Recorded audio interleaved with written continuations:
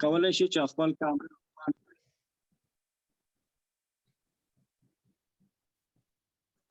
All right, so now we're going to start looking at how we look at money in the United States. What kind of money, say? Money in the United States. All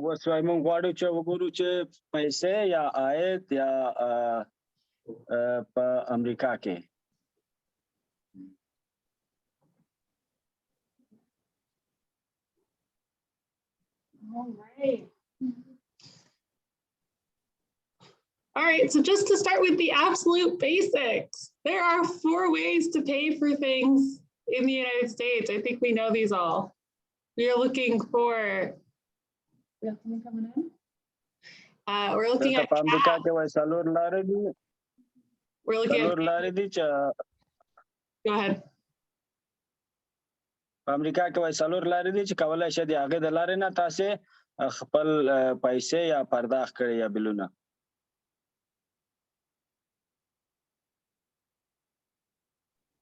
All right, cash, check, using a debit card or a credit card. یو د نقدي په توګه ده، یو د چک په توګه ده چې چک ورکول کیږي، یو د ډیبټ کارت په توګه ده، یو کریډټ کارت په توګه ده چې دا څلور رقم دي.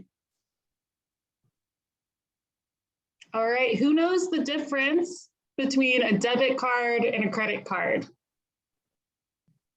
څوک وای پیږي چې څوک د فرق د ډیبټ کارت او کریډټ کارت په منځ کې څه فرق دی هغه باندې پوهیږئ؟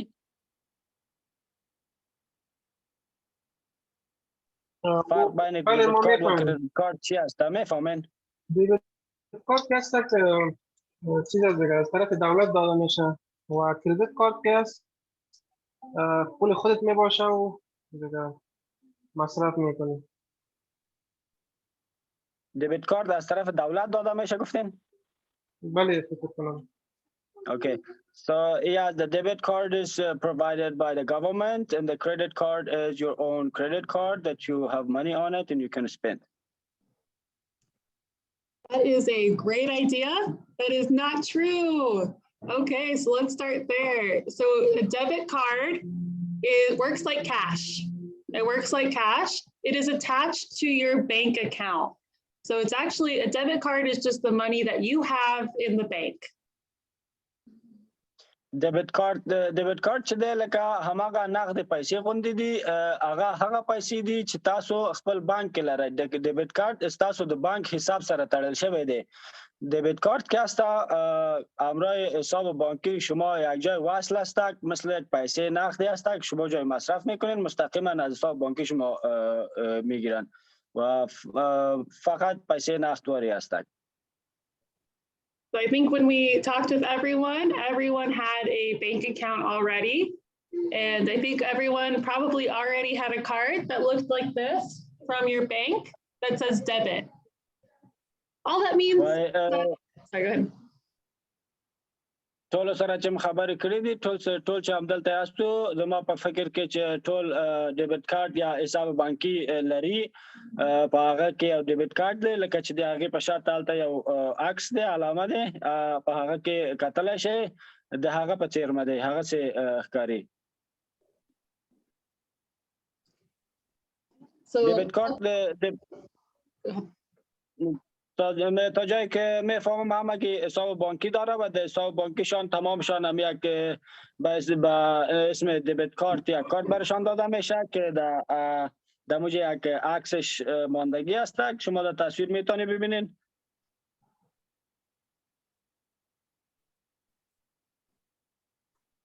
All right, a credit card, so credit with a C, credit. Credit cards is using money that you don't necessarily have at the moment using a line of credit. And we're going to talk about credit more later, so don't worry too much about that. But you use the money that you don't have now and you pay it back later. Credit card ها کارت دی چې یا تاسو یعنی فی الحال په حاضر وخت کې تاسو په حساب کې هغه پیسې نه لرئ چې غواړئ مصرف وکړئ هغه کولای شئ تاسو مصرف وکړئ ولی د هغه پرداخت وروسته به کوئ کردیت کارت هست که برای شما داده میشه یا میتونین بگیرین که پول نقدی که شما در حساب بانکی خود نمی داشته باشین میتونین از طریق کردیت کارت مصرف کنین و بعدا دوباره باید او را پرداخت کنین.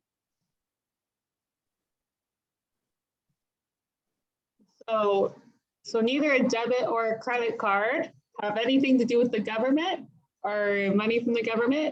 It's just different sources of your money and whether you're paying for something right now or you're going to pay for it later.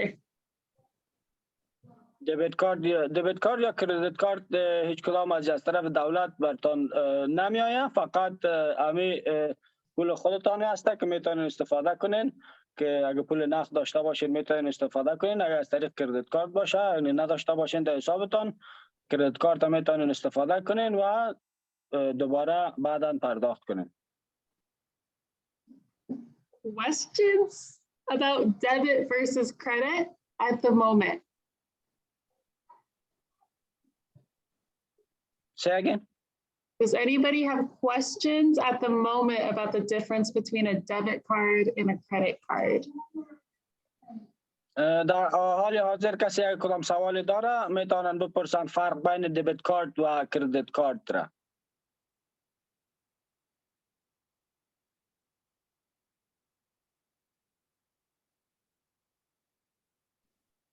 We're gonna go over some more, so don't worry if you're not sure yet. و اینو را معلومات در که خو دیگه معلومات میتیم ولی اگه تا به حال مطمئن نیستین مشکلی نیسته. And I think one point of confusion might be that a lot of families have EBT cards, and those are your food stamp cards, right? Yeah. یکی تمام از فامیلا که هست فعلا هم کارت EBT کارت داره یک ذره مخصوص کننده است که شاید شما فرق شه از این مثل کارت بانکی یا چیزی وارد بکنید.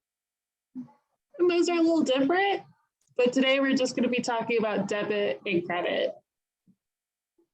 یک کم فرق وجود داره بینشان امروز تنها درباره کردیت کارت و دبیت کارت صحبت میکنیم. All right. Next part, has anybody, you can raise your hands or you can unmute yourself. Has anybody written a check before? I know a lot of you guys are pretty new, so maybe you haven't, but who has written a check before? Something like this. Either of you guys? A little bit? بین شما کدام کسی هست که یعنی چک از قبلا استفاده کرده باشه یا نوشته کرده باشه؟ اگه کسی داره میتونه که دستش بالا کنه و بگه.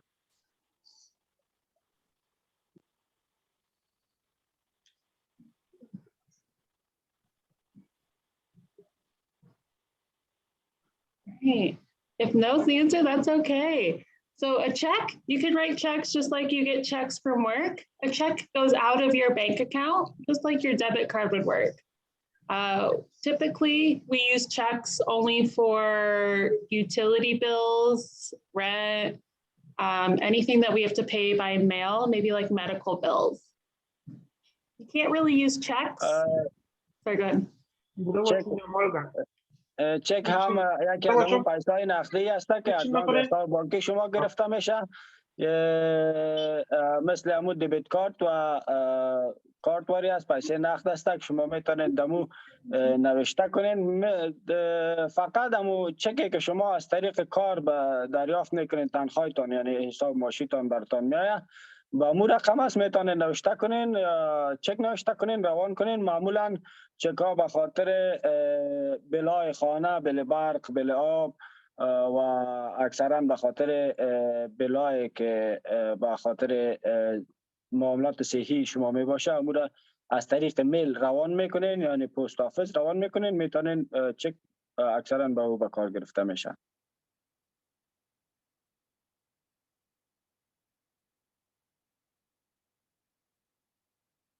فکر کنم کسی کدام سوال داشتم اینجا میتونم بپرسم.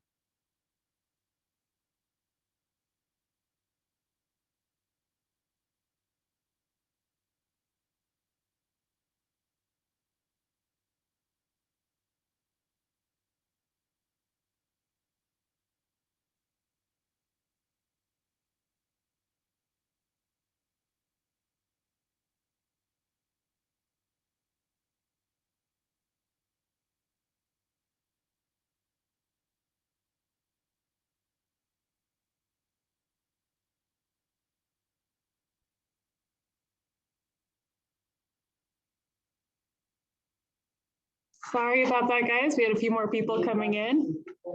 One moment here.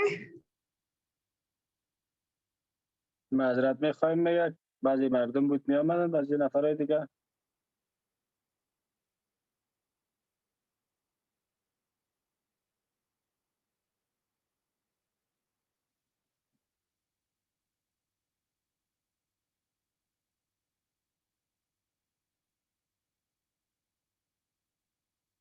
Oh, whoops, there's gonna be an echo.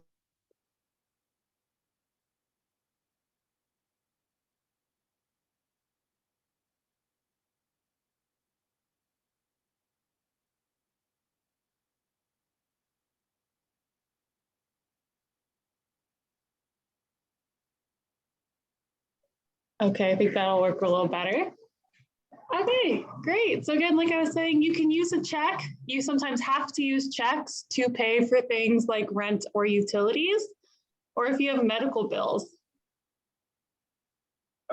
بعضی اوقات میگه شما باید از چک استفاده کنین که معاملات صحی تانه و معاملات بل خانه که می جایی که زندگی و بودباش میکنین بلای از از طریق چک پرداخت کنین.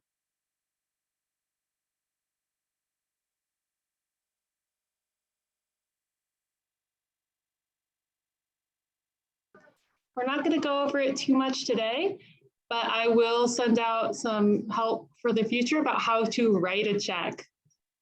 So, but just to go over the basics here, on the check, you have how much you want to pay someone, who you are paying, and then your signature down here. Those are the most important parts of a check.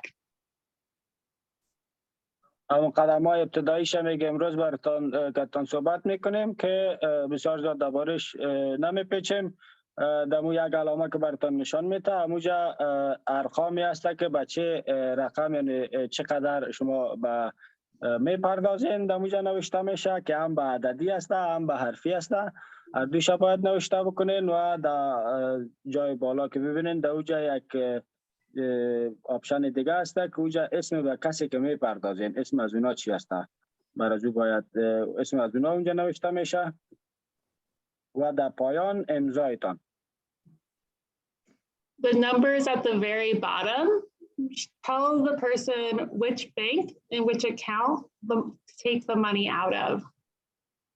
So those are specific.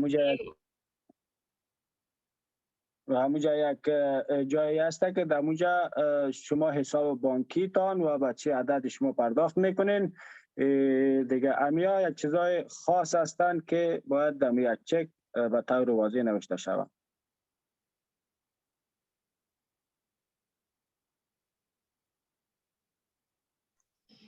So you can't use checks at Walmart or the grocery store. They usually won't accept personal checks. But again, if you can use them for bills. چه کار میگه به خاطر دکانای خوراکی ارتزاقی سامانه ارتزاقی که میخواین بخرین در او استفاده نمیشه، اونا قبول نمیکنن و یا در والمارت یا در بعض جای خرید دیگه که میخواین بخرید اونا چک قبول نمیکنن، فقط چک به خاطر بلای خانه تان میپردازین از اون طریق استفاده میکنن.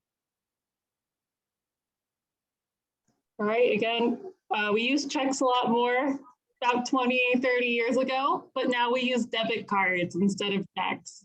They kind of do the same thing. They pull out money from your account, they tell people where the money is, and that way you don't have to use cash.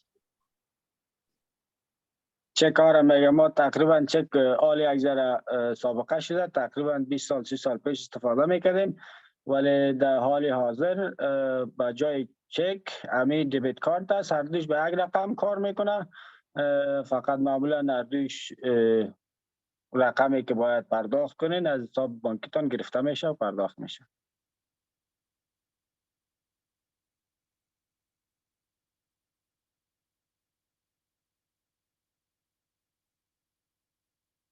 So that was just a quick rundown of different money, how to use different ways to use money in the United States. So let's talk a little bit more about banks. میگه یک معرفی کوتاه بود که چی رقم پول استفاده میکنین از طریق چک یا دبیت کارت و کردیت کارت. فلال بیاین که درباره بانک ها صحبت کنیم.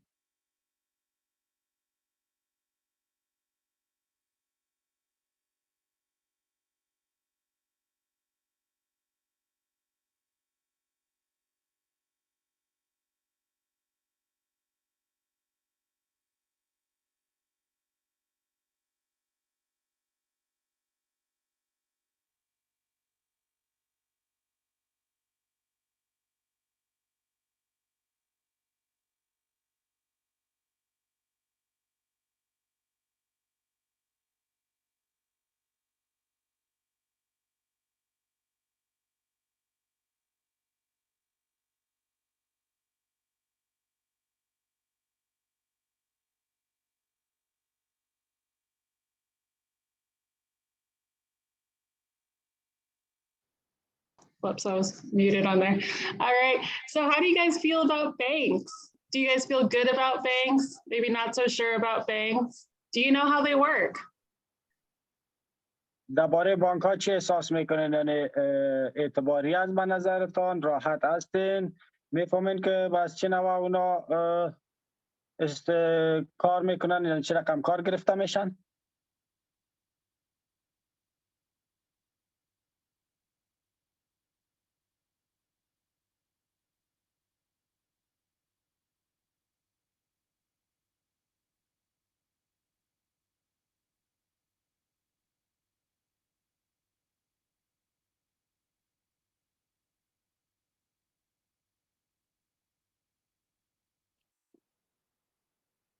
Makes sense?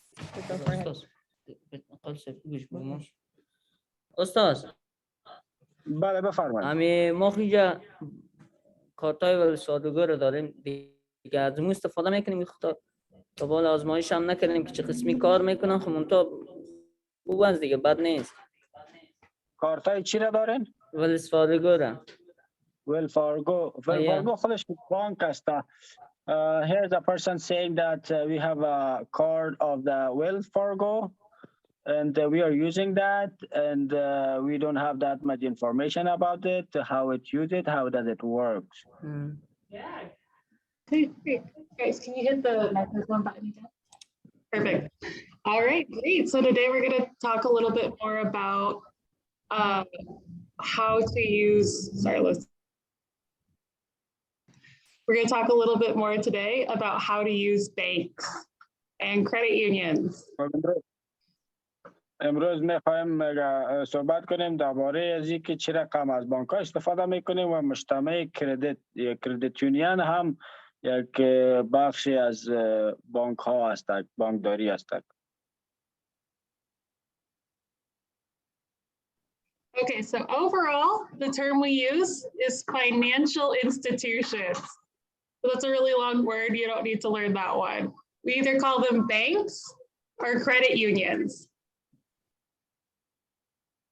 خب به طور عموما همه از اینا یک مجتمع مالی هستند که میتونین از اون رقم استفاده کنیم. ما فقط یکی بانک داریم و یکی کردیت یونین، به اسم کردیت یونین میگنش، از او هستند.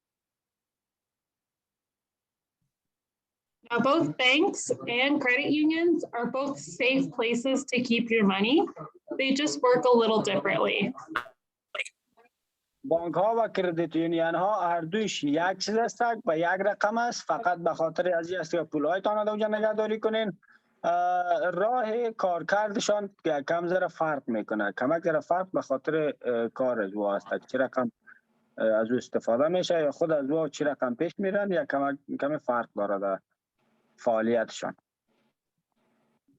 So banks are for-profit companies, meaning that they are making money off the services they provide. That's not necessarily a bad thing. It just means they operate like Walmart, any other big business.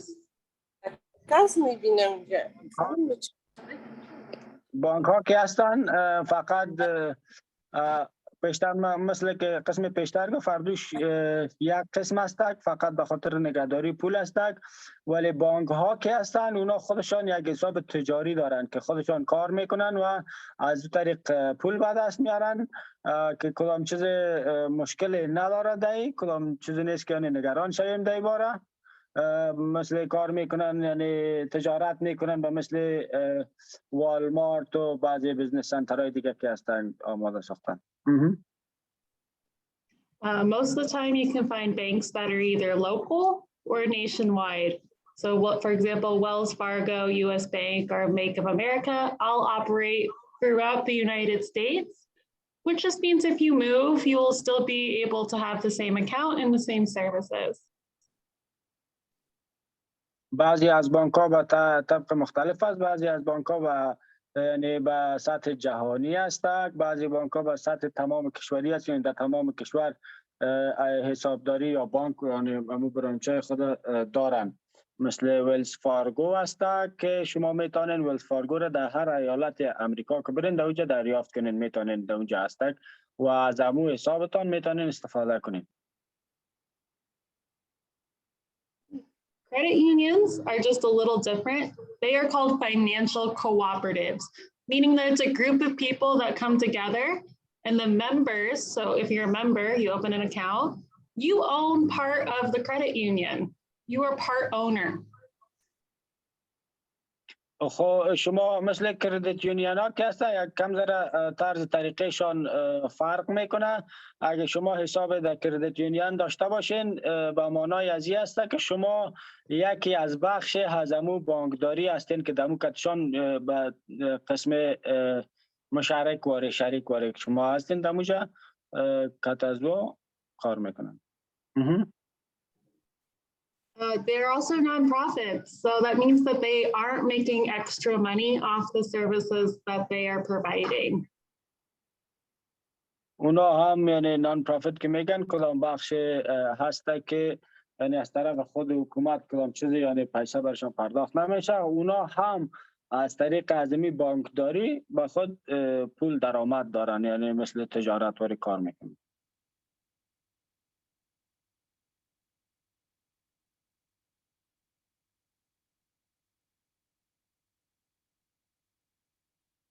The only thing about credit unions is they're usually local, meaning that you'll find credit unions within a state, but you're not going to find Veridian or Dupaco or Green State credit unions in Florida or Texas.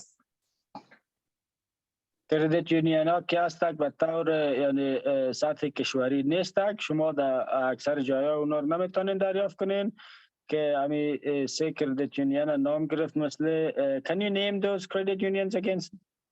Yeah, so Veridian, Dupaco, or Green State. یکی به نام وریدیان است، یکی به نام توپاکوس و یک کردیت یونین دیگر هم نام گرفتن که از او هستند. یعنی در تمام ایالات متحده اونا رو نمیتونین پیدا کنین.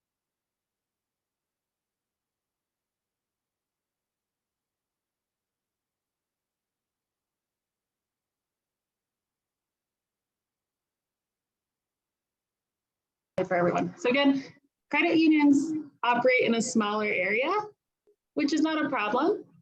They're just not going to be found in different areas. So if you have a credit union you like to use in Iowa, if you move to California, you might just need to move your money. You're not going to lose your money or anything, but you would just have to move it, right? Now, if you're just visiting somewhere, your debit card can work anywhere. That's not a problem. You can still get to your money anytime. قسمی که پیشتر گفتن که کردیت یونین که هست در تمام شهرهای امریکا نمی باشه، مثل ازی است که در یک موقعیت خاص کار میکنن، مثلا در یک ایالت کردیت یونین از او باشه یعنی در یک ایالت دیگه نمی باشه. اگه شما برین از اینجا مثلا در می ایالتی که هستین در اینجا یک حساب بانکی از کردیت یونین داشته باشین و در دیگه ایالت برین در اونجا کردیت یونین نمی باشه، شما میتونین که از دبیت کارت خود استفاده بکنین، ولی اگه به طور دائم زندگی خود تغییر بتین یا برین دوجا بود و باج بکنین، مجبور هستین که تمام پولای خود انتقال بتین به کردیت یونیونی که دمو ایالات دیگه هست. میتونین پول خود انتقال بتین، ولی هیچ کدام پول چیزی را از دست نمیتین، فقط انتقال میته پولتان از اینجا دوجا. ولی دبیت کارتتان اگه شما طور موقت میرین به جای چکر یا رخصتی یا دیدار فامیل یا کسی دیگه میرین، میتونین که از امو دبیت کارت هایتان استفاده کنین. Great. So why do we use banks or credit unions? Why don't we just keep our money under our mattress, right? So there's a lot of benefits to using a bank or credit union that saves you money in the long run. میگه خب درباره از اینکه چرا یعنی پولای خود در بانک یا در کردیت یونیون نگهداری میکنیم، چرا یعنی در خانه در پیش خود نگهداری نمیکنیم؟ Go ahead. All right, so the first thing is check cashing services, meaning that you can deposit your checks or write checks to other places without having to withdraw cash or pay any money extra.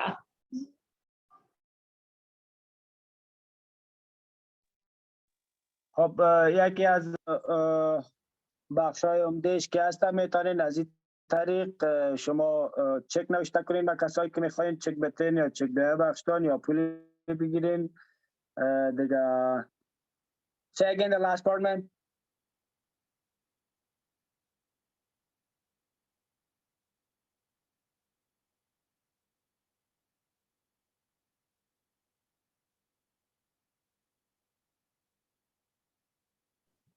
Okay, so for example, we all get paid from our bosses in a check, right? You Can you don't say have, again the last part, please? yeah, you said, sorry.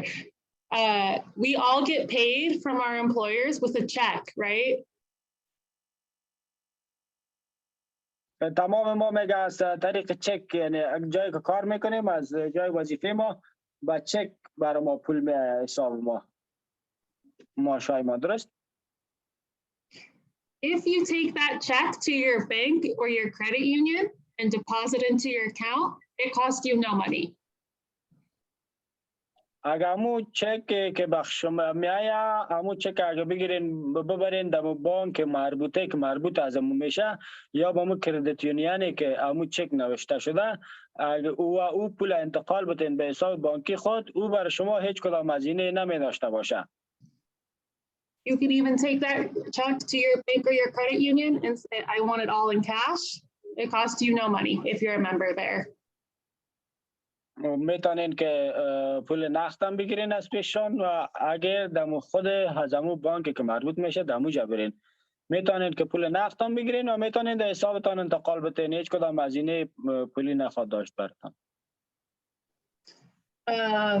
If you don't have a bank account, there are other services, check cashing services at Walmart, at the post office that will do it as well, but they will charge a fee.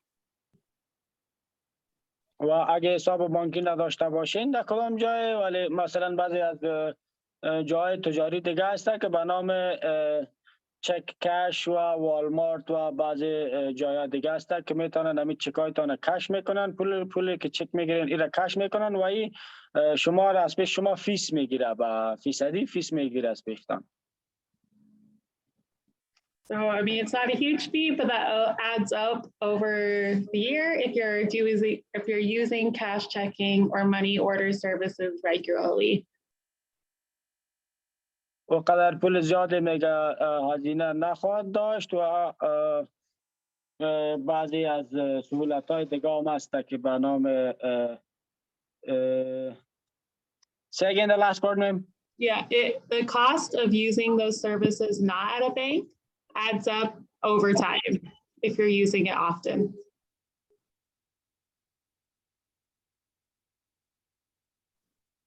I'm sorry, I wasn't sure that was really clear. So things like cash checking and money orders, they cost money from other services. While it's not a lot of money to do it one time, if you have to do it every week, it adds up over a year, 2 years, so on. کدام هزینه دیگه نمی داشته باشه، ولی اگه بانک ها و اگه قسمی هم مثل پیش که براتان گفت که اگه حساب بانکی نداشته باشین کدام از سهولت های دیگه استفاده کنین، اونا هم بعضی هزینه می داشته باشه ولی با قدر مدت زیاد نه. Okay. At your banks, you have your personal accounts. So usually when you open up one account or start at the beginning, you get two accounts. The first one is going to be your checking account. معمولا طبق معمول وقتی که در بانک میرین حساب بانکی جور میکنین یا باز میکنین با خود، معمولا دو حساب برای شما باز میکنن که یکی از او به نام چکینگ اکاونت است. All right. So this account is what is tied to your debit card or your checks. امی اکاونت یا امی حساب است که برای همراه از امو دبیت کارت شما وصل است. You can use the account number and your bank routing number to set up auto pay or direct deposit into these accounts. و حساب بانکی خود و یک نمبر دیگه است که به نام راوتینگ نمبر میگن.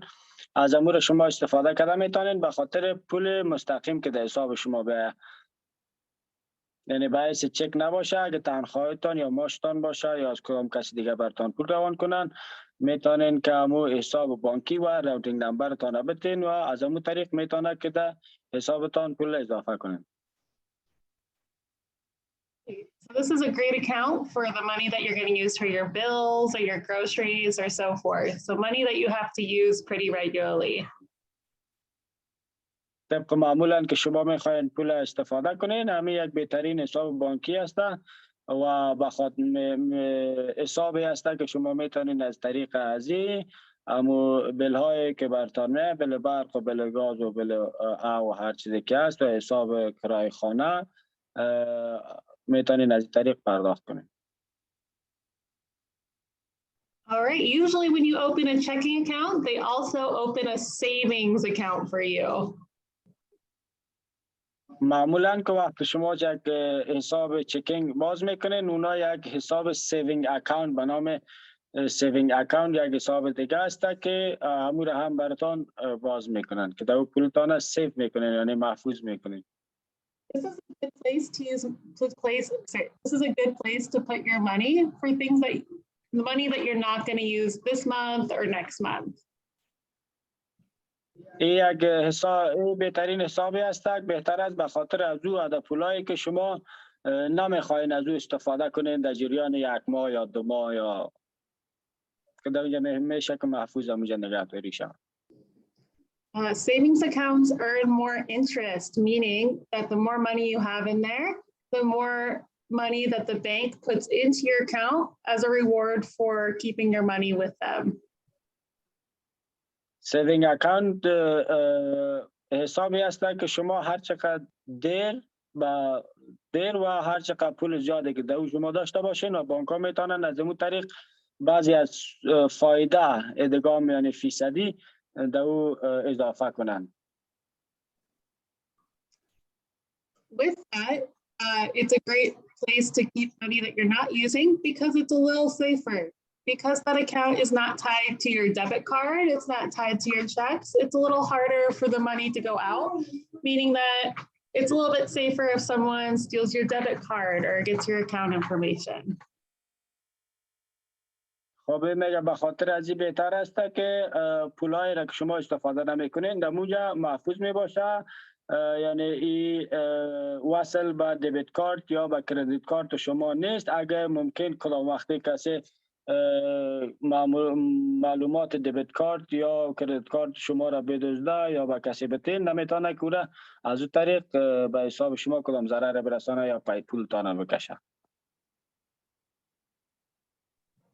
It also gives you some information about how much money you have extra, so you can start planning for your future, whether you want to buy a car or a house in the future or save for education.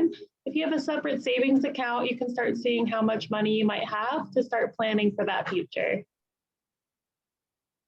و همچنان میتونین از طریق داشتن پول در سیوینگ اکاونتتان با پلان سنجی آینده تان داشته باشین که میتونین یعنی چی رقم چقدر پول دارین در اوجا، چطور میتونین که موتر بخرین، چطور میتونین که تحصیلات خود ادامه بدین، چطور میتونین که یعنی پلان های آینده خود در اوجا تصمیم میگیرین که چی رقم میتونین یا نمیتونین و حساب بودجه تان. So like I said, these savings accounts incur interest. So that's money that, again, the bank is paying you based on how much money is in the account as a reward for using their bank. سیوینگ اکاونت میگه حسابداری است که مثل پیشتر گفتم به نمی بانک ها یک فایده مثل سود میگیم ما شما دو میتونن اضافه کنن به خاطر از اینکه شما او هم ارتباط به می داره که چقدر پول در حسابتان دارین و چقدر به کدام مدتی اوجا می باشه در پولتان در حسابتان اضافه کنن. While it's a little amount, it adds up over time. So this is just a chart.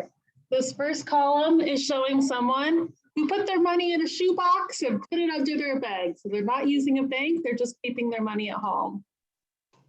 The second column is someone who kept their money in a savings account. So they're getting a little bit of interest every month, every year.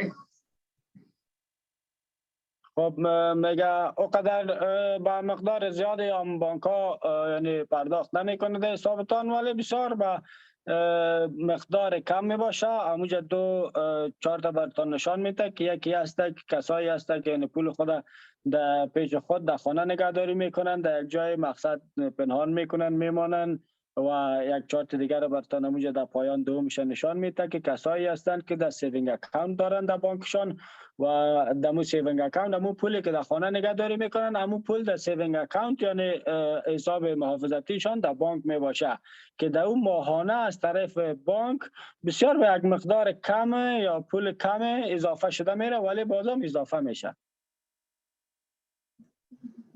All right. I mean, over time, again, when you're looking at saving for long-term goals, maybe for a child, a house, or even for retirement, you're looking at a few years down the road, 10 years or so, you're going to see a lot more money coming into the account that has interest. میگه بعضی ها پلانای وسیع تا دراز مدت می داشته باشند که میتونن یعنی به حساب بعد از اینکه شما ریتایر میشین یا کار نمیکنین تقاعد میشین بعد حساب سنی یا حساب کاری دمی پول به سالهای زیاد یعنی در اونجا پولتان می باشه همون اضافه شده میره در حسابتان که اونجا برتان نشان میده. So making sure your savings or your extra money is in an account with interest is just a good way to have your money work for you. همین حساب محافظتی که هست یک حساب خوبی هست که میتونه برای شما سودمند باشه. You know, everything in the United States is expensive. So if you can use your money to make more money, let's do that. میگه همه چیز در امریکا گران است، قیمت است. اگه ممکن باشه که از پول خودگان پول درآمد داشته باشیم چرا نکنیم، باید این کارا بکنیم.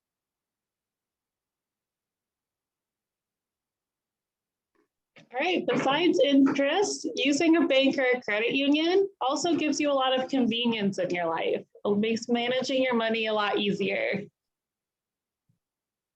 به خاطر امی منیجمنت یا از اینکه حساب خدا یعنی معلوم باشه براتان، امی حساب بانک ها که امی چکینگ اکاونت یا کردیت یونین یا سیوینگ اکاونت امی خوب است که بر شما معلوم می باشه براتان، یعنی خودتان معلومات درباره از می داشته باشین که چه رقم و چه پلان چه رقم بگیرین.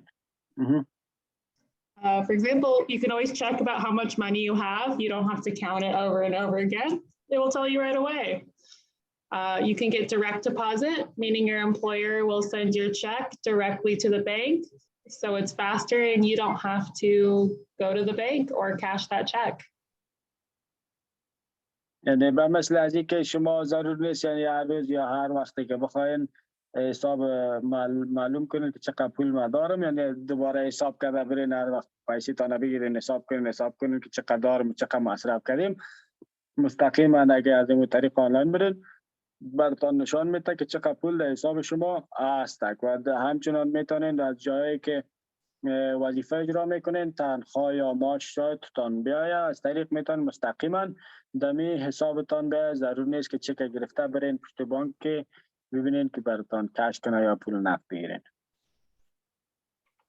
Also, you can set up automatic bill pay. So you can set up with your utilities, your rent, anything you pay monthly to take the money directly out of your account. So you don't have to remember to pay the bill.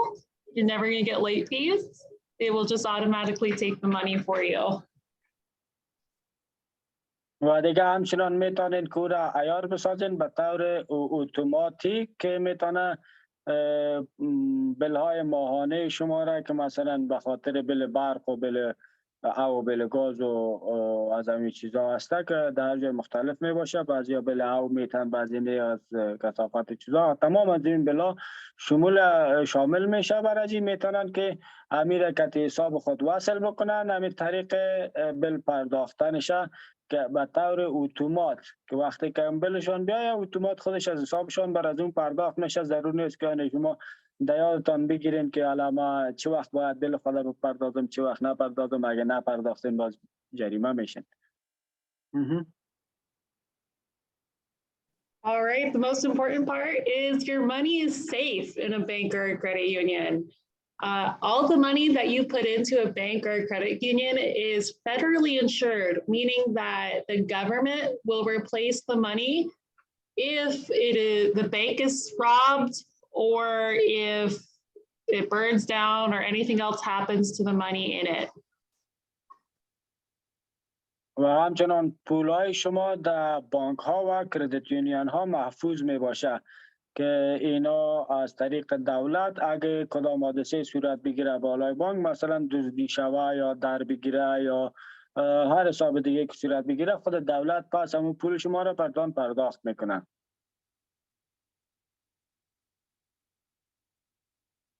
If you keep all your money under your bed and someone steals it, there's not anything the government or the police can do to return that money. So if you keep it at the bank, it ends up being a lot safer over time.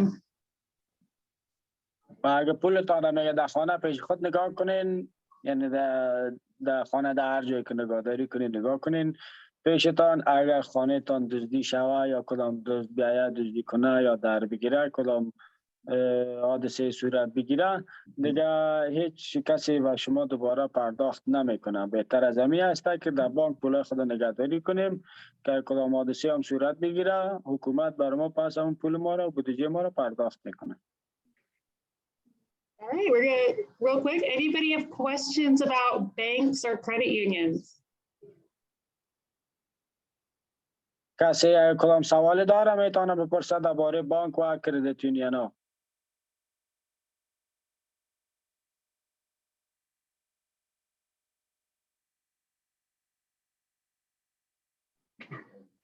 All right, great. We'll keep going. All right, so we have lots of options for banks and credit unions. So whenever you want to choose a bank or credit union, some things you're going to want to look for. بسیار آپشن ها میگه داریم به خاطر بانک و کردیت یونین ها که هر وقت که ما بخوایم میتونیم دوباره تحقیق کنیم یا ببینیم. All right. You always want to check for fees. Fees mean, cost of using services. مگه همیشه شما باید از درباره از این بفهمین یا یاد بگیرین یا تلاش کنین که بفهمین که درباره فیس ها که چه رقم فیس شما رو چارج میکنه، از پیش شما فیس میگیره. فیس یعنی فیسی است که از امون سهولت از وقت استفاده میکنین، از هم باید شما For example, some banks will have a account maintenance fee. So it's a small amount. They will charge you maybe once or maybe once a year as a fee for using the account, or they might have fees for ATM debit card use. فیس هست درباره خود حسابداریتان که چه رقم شما او را آماده می سازین به کدام طریق و فیس داره که ATM ها را استفاده میکنین از طریق ATM هم به شما سر شما فیس چارج میشه سهولت هایی که به شما ارائه میکنن از اون سهولت ها پس برای از شما پول هم میگیرن. Some other things. برادر Oh, sorry, go ahead. بفرمایید. اول سلام احترام خدمت شما برادر عزیز. من یک سوال داشتم به خاطر از زمین چون من معلومات ندارم در مورد امی بانک. اینا بر ما گفتن که پولتان شما در حسابتان اضافه بکنین باز ما موتر برتان میخریم. دیگه حال ما اینا میرم میخوایم بپرسم که چه قسم است. مثلا من خود موتر ضرورت داره میرم پول $4000 ما دارم $4000 دیگه گفتن که ما اضافه میکنیم. میشه در این مورد بر من معلومات بدین کی گپ چه قسم است؟ یعنی من تقریبا 2 ماه است منتظر هستم هیچ کدام چیز شنیدیم بعد از اینم چقدر وقت دیگه منتظر میمونم. So she's asking about the banks. She's saying that I don't have that much information about the banks, and she's asking about the IDA programs that is provided in here. They say that you have to put your money on the bank account as a $4,000, and the program or agency or however it is gonna match it with a 4,000 more, and to buy a car. How can we do that? She wants some information about that, and she said that I need a car as soon as possible. Okay, great. We're gonna go over kind of the program questions at the end. So I will answer all those questions towards the end. But yeah, if you have questions about how banks or credit unions work, we can answer those now. خب انشیره تمام معلومات ها را فعلا از یک جای شروع کردن.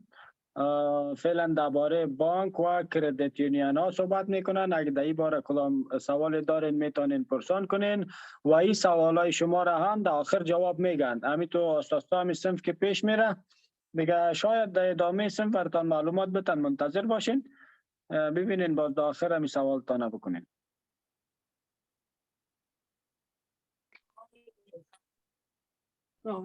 ریکورد نکنید. کدام سوال دیگه داشتین؟ ببخشید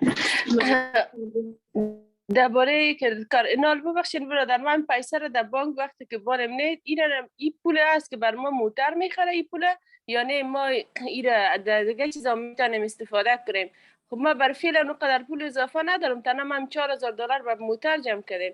یعنی این $4000 که ما در بانک بارم این مشخص یعنی چی وقت بر ما پول مستقیم به موتر است. ببخشید به خاطر که من یکم ناوقت اینجا رسیدم ویدیو را گرفتم متوجه سوالا نشدم که متن چی وقت شروع شد. فقط من یک چند دقیقه میشه که من در این چیز شدم.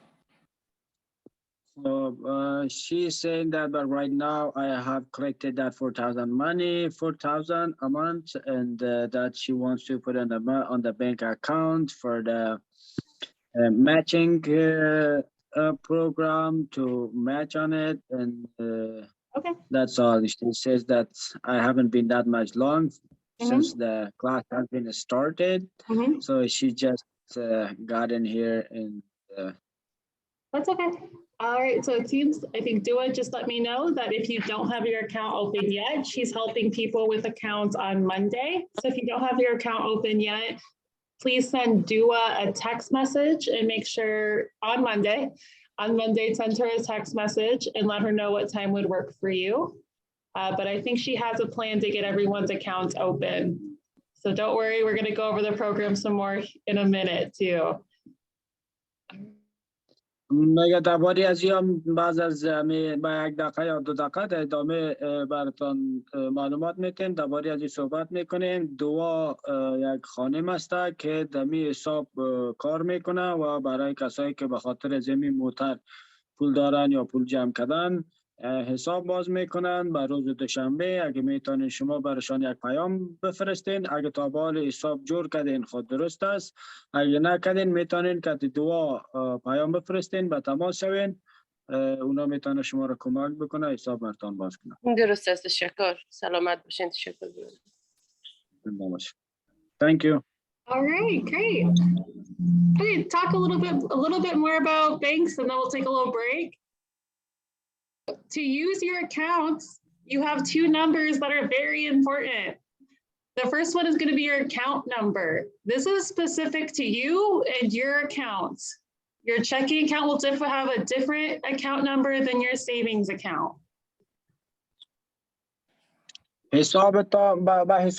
حساب بانکی که آماده میسازین یا جور میکنین یا باز میکنین، 2 حساب 2 شماره بسیار مهم است که داره که یکی از او به خود حساب بانکیتان، شماره حساب بانکیتان است که بسیار زیاد مهم است و هر دویش فرق میکنه از چکینگ اکانت یا سیوینگ اکانت. هر دویشان شمارهشان فرق میکنه که تنها به خودتان ارتباط میگیره. Just like your social security number, it's really private and you don't want to share it with very many people. You don't want to share it very often. You should only use it when you are setting up a direct deposit or an auto pay, something like that. Otherwise, people should not typically have your account number, and you should keep that pretty secret and private. همین حساب بانکی شما یا شماره حساب بانکی تان که بسیار زیاد مهم است و باید این از این محفوظ باشه، محفوظ نگهداری کنین. عیناً مثل همین سوشال سکیوریتی، نمبر سوشال سکیوریتی که بر شما گفته شده که بسیار زیاد مهم است، نباید کسی دیگه داشته باشه. و مثل از همین شماره حساب بانکی تان هم مهم است. به هیچ کسی دیگه نتین و تنها شخصی است، بر خودتان است، خودتان میتونین از استفاده کنین. فقط در حالتی که کسی اگه بخواد به حسابتان پول اضافه کنه و یا به جایی که کار میکنین از طریق از او معاشاتتان مستقیما در حسابتان پرداخت شوه، فقط در او حالت ها میتونین استفاده کنین. The next number you need is your routing number. Now that routing number, that's public. That just identifies the bank. دیگه یک شماره دیگه داره که به نام راوتینگ نمبر است. راوتینگ نمبری است که او فقط شناسایی بانک شما را میکنه. So with that, if you don't know what your routing number is, you can ask your bank. You can also ask the bank or the credit union what your account number is. But if you're not sure what your routing number is, you can always Google. Just say routing number Wells Fargo Des Moines or routing number Viridian Credit Union, and it will help you find it. یک راوتینگ نمبر عام است که شما میتونین از بانکتان بپرسین که همین راوتینگ نمبر ما چی است یا چند است و غیر از او. اگه نمیتونین میتونین از طریق گوگل هم پیدا کنین که کدام بانک در کدام جای راوتینگ نمبر از اونو چی است یا چند است. همون شماره یک شماره 8 رقمی یا 10 رقمی است فکر کنم. Okay, deposits. Deposit means putting money into your account. و دیگه دیپازیت میگن. دیپازیت یعنی اضافه نمودن پول در حسابتان، یعنی که چی رقم در پول در حسابتان اضافه میشه یا اضافه میکنین. So there's a few ways you can do this. You could do a direct deposit, like I've said before, which is giving your employer your bank information so they can send your paycheck directly to your bank.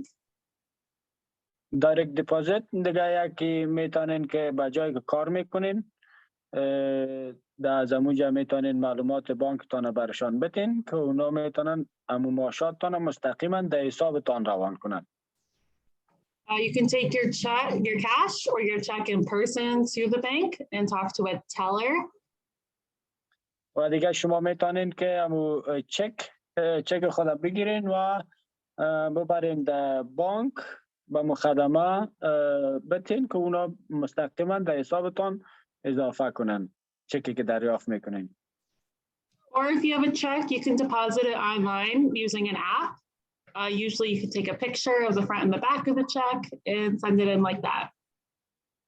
و دیگه از طریق آنلاین هم میتونین که چکتان در بانکتان اضافه کنین در حساب بانکتان که از طریق عکس گرفتن یا اسکن کردن روی چک و عقب چک هر دویش می باشه.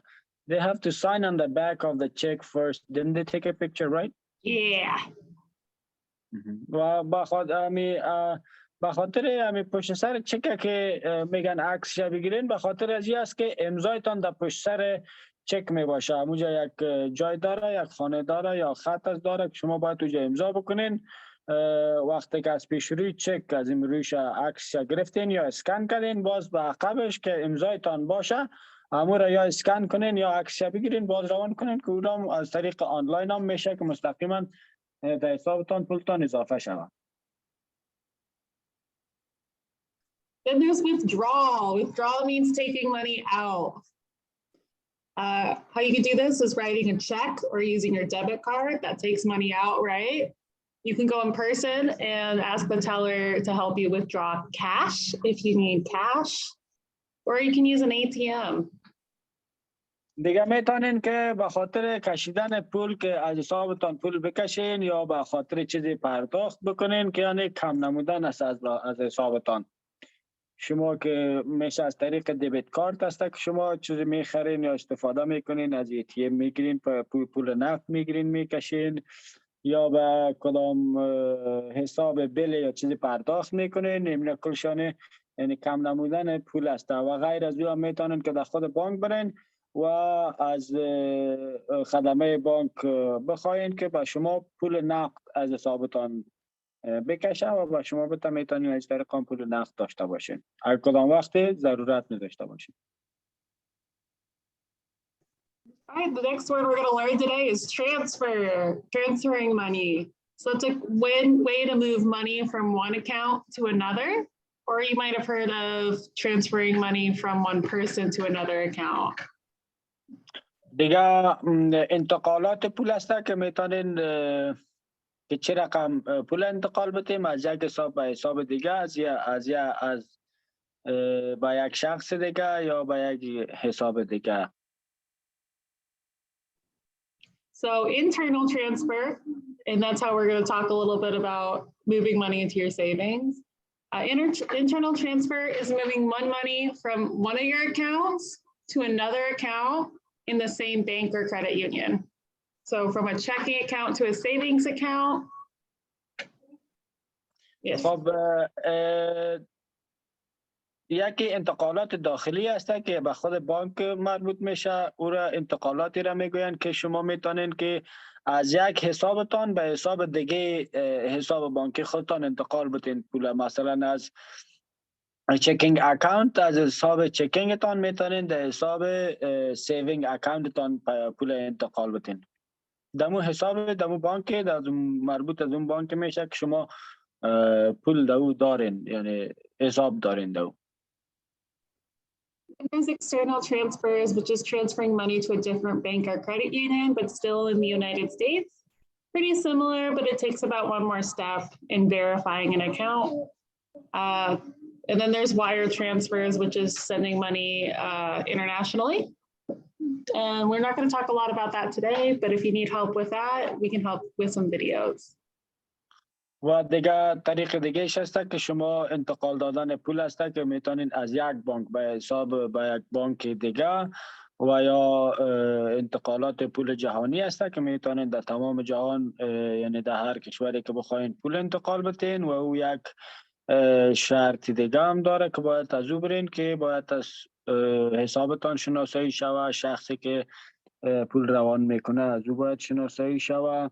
درباره از میگه و قدر صحبت نمی کنیم امروز و اگه درباره کام سوال دیگه داشتین میتونین پرسان کنین دیگه.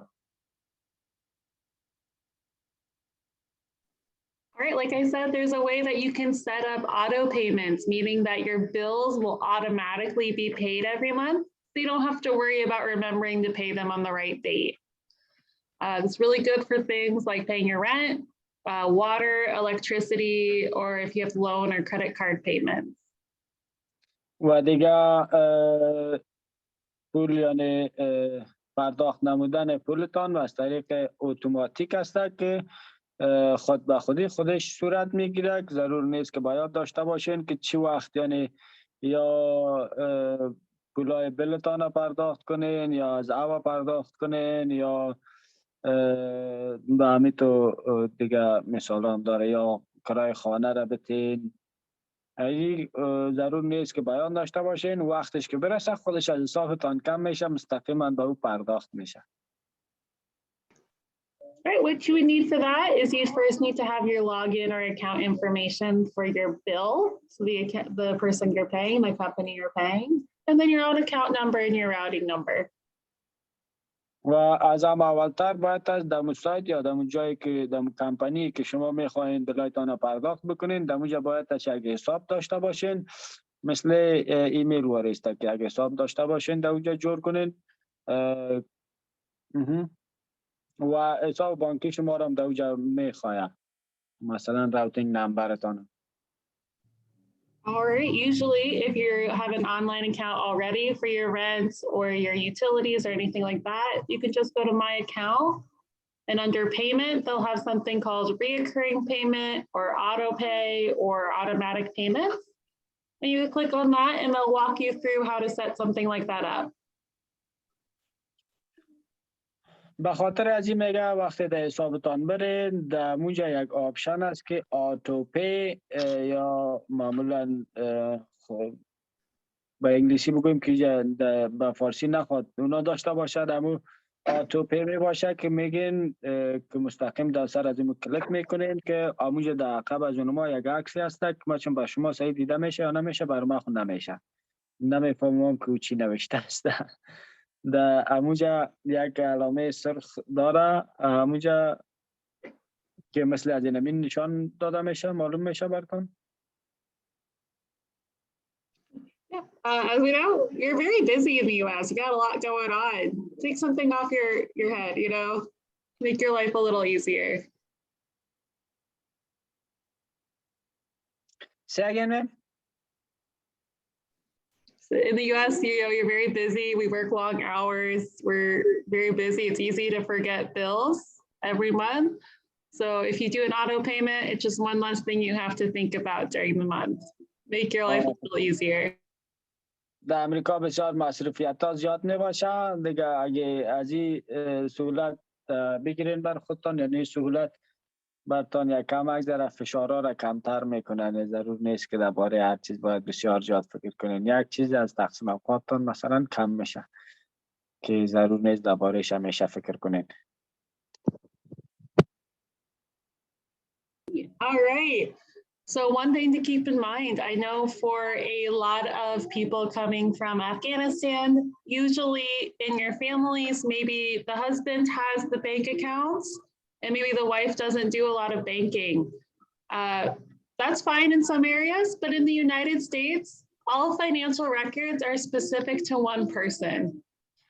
Not necessarily, it doesn't matter if you're married or if you're part of a family. All your banking history would be tied to one person, and being married doesn't necessarily help both people. میفهمم که بسیاری یعنی شما از افغانستان آمده در اینجا، در افغانستان طرز طریقش فرق میکنه، در اینجا فرق میکنه و کسایی هستند که ازدواج کردن، خانم شوهر هستند. تنها شوهر داشتن حساب بانکی در بانک ضروری نیست، که باید یعنی حساب بانکی یا حساب مالی یک شخص به خود از اون شخص انتقال داره، نباید به کسی دیگه بندواز باشه. هر کس اگه خانم است اگه شوهر است باید حساب بانکی و معلومات مالی خودش داشته باشه. یعنی بودن یعنی خانم و شوهر معنا از این نمیده که باید از اما یک حساب بانکی داشته باشند به نشانه او هم باید به حساب بانکی به خود داشته باشه، اون هم باید به حساب بانکی به خود داشته باشند. یعنی حسابات مالیشان هم باید از خودشان پیش ببرند. So, I mean, simply that means that if your partner, your spouse has all the banking information, all the bills are in their name, you're not building up any banking history for yourself, which just might put you in a position where if you don't have your spouse anymore, you're not in a good position to take care of your family. A. B, if the debit card or the credit card is only in one person's name, it might be harder for the other person to use that card for buying groceries or anything else, gas, or even if there's an emergency. و داشتن حساب تنها به خانم یا به شوهر، یعنی به یکی از اینا یک ذره مشکل ساز است در اینجا که یعنی ممکن زمانی است که شما جدا شوین، وقتی که جدا شدین خانم یا شوهر که حساب بانکی یا کدام تاریخچه حسابداری در بانک ها نداشته باشه برشان سخت‌تر میشه از اینکه مراقبت از خود و از فامیل خود یا از طفلای خود بکنن و غیر از او.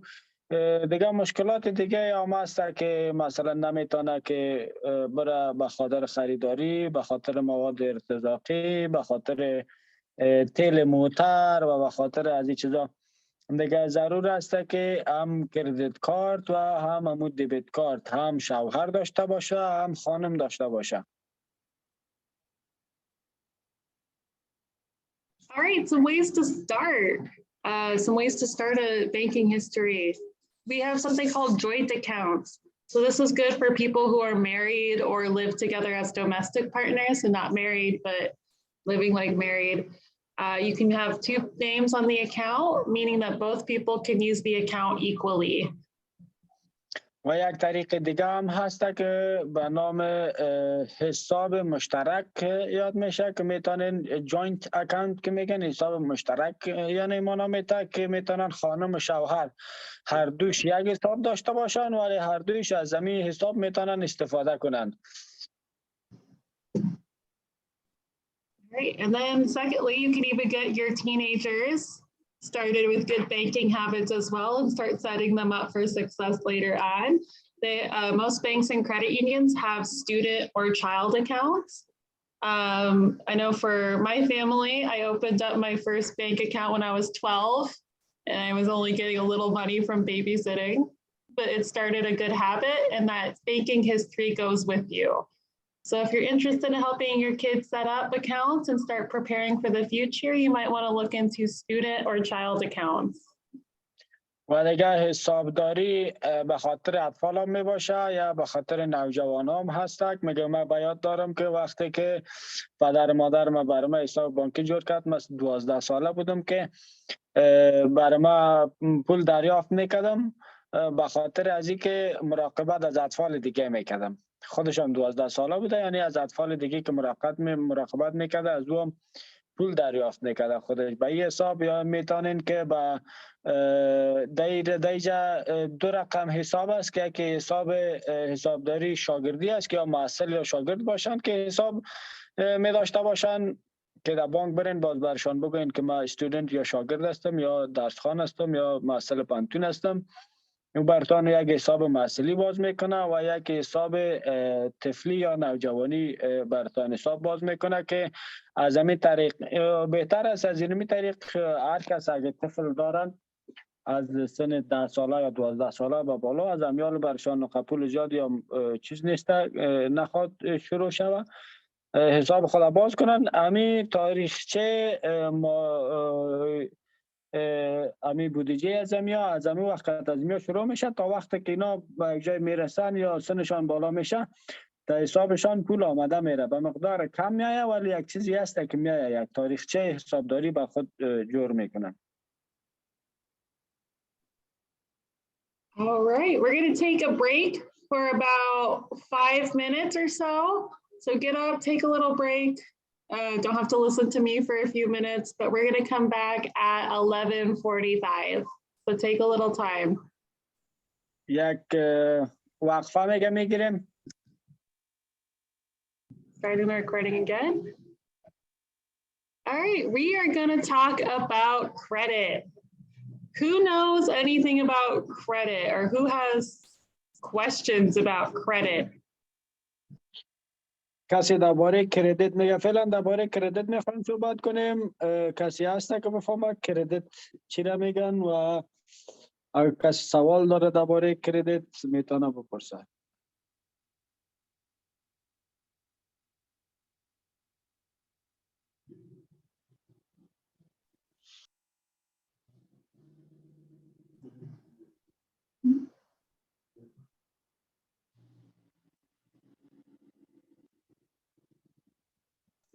Right, if we're not sure, let's start. Let's start with the basics.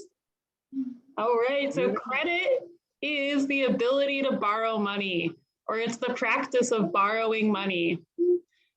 In the US, it's usually difficult to buy the things you need or to get to things, even pay for things every month on time without credit. میگه کردیت چیزی هست که از چیزای ابتدایی شروع میکنیم کردیت چیزی هست که چه رقم ما میتونیم پول قرض بگیریم یا در امریکا میگه اکثریت اوقات یک ذره مشکل تر است که پول پرداخت بکنیم و قرض بگیریم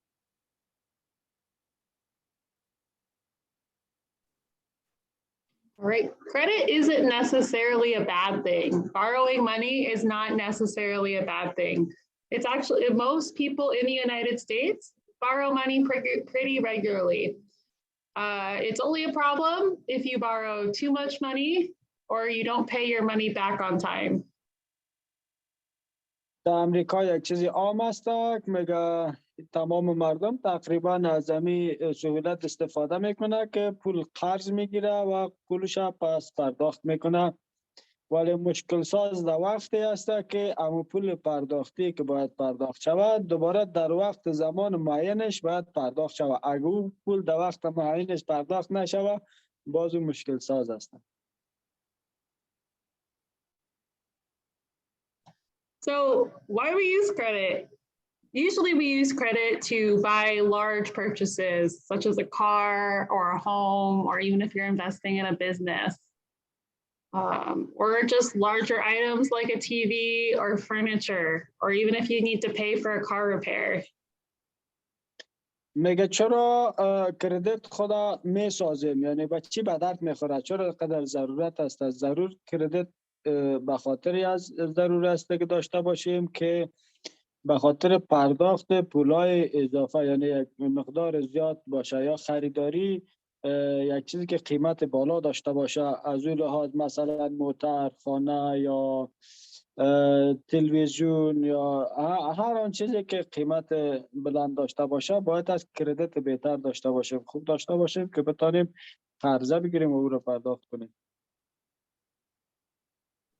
In an emergency, we use credit a lot. If you get medical bills that you need to pay, or if you have your car breaks down, you have to get to work, maybe you'd have to use a credit card to pay for that. A lot of times, if you get sick or you lose your job, you might have to use credit for a short time while you look for a new job. کردیت میگه در امریکا در بسیاری از چیزها اینا استفاده در بسیاری مواقع ضروری استفاده میکنن که مثلا یک وقت می باشه که شما مجبور هستین پول معاینات صحی یا چیز دیگر را پرداخت بکنین و در این حال وقت ندارین یا پول در حساب بانکی تان ندارین میتونین از طریق کردیت کارتتان بگیرین استفاده کنین بپردازین و امثال از این دیگه مسائل زندگی که هست دیگه معمولا میشه در هر حساب استفاده کنین کردیت کارتتان Right. Again, but anytime that you are lending money or a bank is lending money, there's a risk to it because what if someone doesn't pay the money back? So that's why in the United States, everyone has what we call a credit score. It shows people what kind of risk you are to pay back money or to use money in general. میگه کردیت که وقتی که شما استفاده میکنین از کردیت باید از در وقت زمان معینش پرداخت شود. بعضی از خطرات را هم داره، ریسک یعنی بعضی از خطرات را هم داره، به خاطر از اینکه خطر وقتی به شما مواجه میشه که شما امو پیسه کردیت یا قرضه که گرفتین او رو دوباره در وقت مدت زمانش پرداخت نکردین.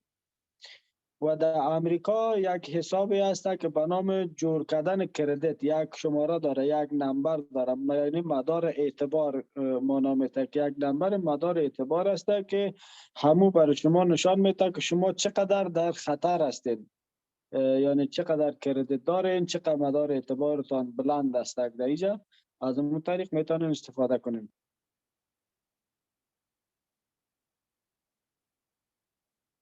Okay, so good credit means that you are low risk, meaning that you live inside your income and you pay your bills on time, making it look like to companies that you are a good choice to loan money to or even to rent a house to.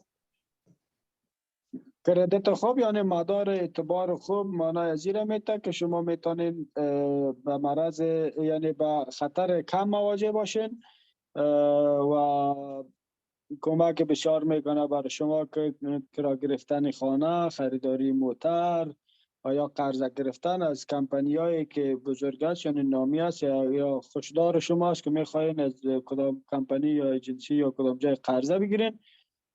کردیت خوب برای شما کمک میکنه که قرضه به طور آسانی شما بگیرین. Bad credit means that you're higher risk. Maybe in the past you haven't paid money back or that you borrowed more money that you could pay back. That just means that banks or credit unions or loans or other services aren't sure if you're going to pay money back again. بد کردیت یعنی مدار اعتبار یا کردیت کم یا خراب معنای از این میده که شما در خطر زیاد مواجه هستین. به این معنا که یعنی در گذشته شما یا برق بیل یا کرایه خانه یا همون پول قرضه یا هر چیزی که مربوط به کردیت کارت میشه خریداری کردین یا گرفتین، همون پیسه شد در مدت زمان خودش پس پرداخت نکردین و اونا وقتی که را ببینن که شما کردیت بد دارین مطمئن نمی باشن که یعنی پرداخت میکنن یا میتونه پول پرداخت بکنه یا هزینه‌اش پرداخت بکنه یا نکنه. So let's use this example. All right, so 3 people from your neighborhood heard that you lent a friend some money. All of them also need a small loan, and all of them are asking for $400. You only have $400 to give. So let's look at the 3 people. We have Anna, who's been your neighbor for here, we'll wait for you, sorry. I'll let you translate first, Abdul. Rob. میگه خب بیاین فرض میکنیم که یک مثال میتونیم فرض میکنیم که در منطقه تان یا از خودگیای تان یا هر کس که 3 نفر هستند که به پول نیاز دارن، میخواین پول داشته باشن که هر کدام از او $400 هسته که میخواین و خودت تنها $400 داری. All right, the first one is Anna. She's your neighbor for 5 years. You see her go to work every day. She has a job. She's very responsible. She helps out. And you've loaned her money in the past for a car repair and she paid it back. مثلا شما یکی به نام اینا است که همسایه شماست یا در منطقه شما زندگی میکنن، شما با او آشنایی دارین، کسی هست که هر روز به کار خود طبق معمول میره میایه و از سابق هم پول قرضدار بوده که مثلا به خاطر موترش خراب شده یا کدام مشکلی که برخورد کرده از او قرض گرفته، کردیت خود استفاده کرده و در وقت زمانش دوباره پس پرداخت کرده. All right, the other Noah. Let me mute whoever's talking. All right, he's been your neighbor for 3 years. He has borrowed things from other neighbors and not given them back on time. And the landlord tells you he hasn't paid his rent in the last few months.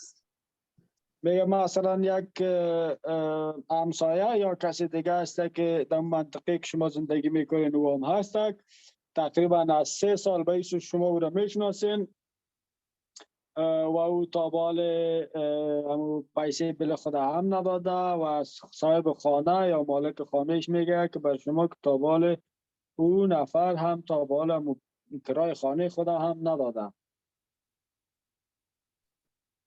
All right, lastly, Isaac's asked you for money. Isaac's very new. He moved in last month. He seems really friendly, but you actually don't know very much about him or what he does.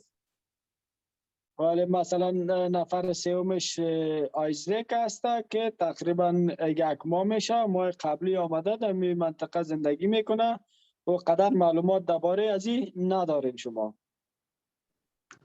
So out of these 3 people, who are you going to loan money to?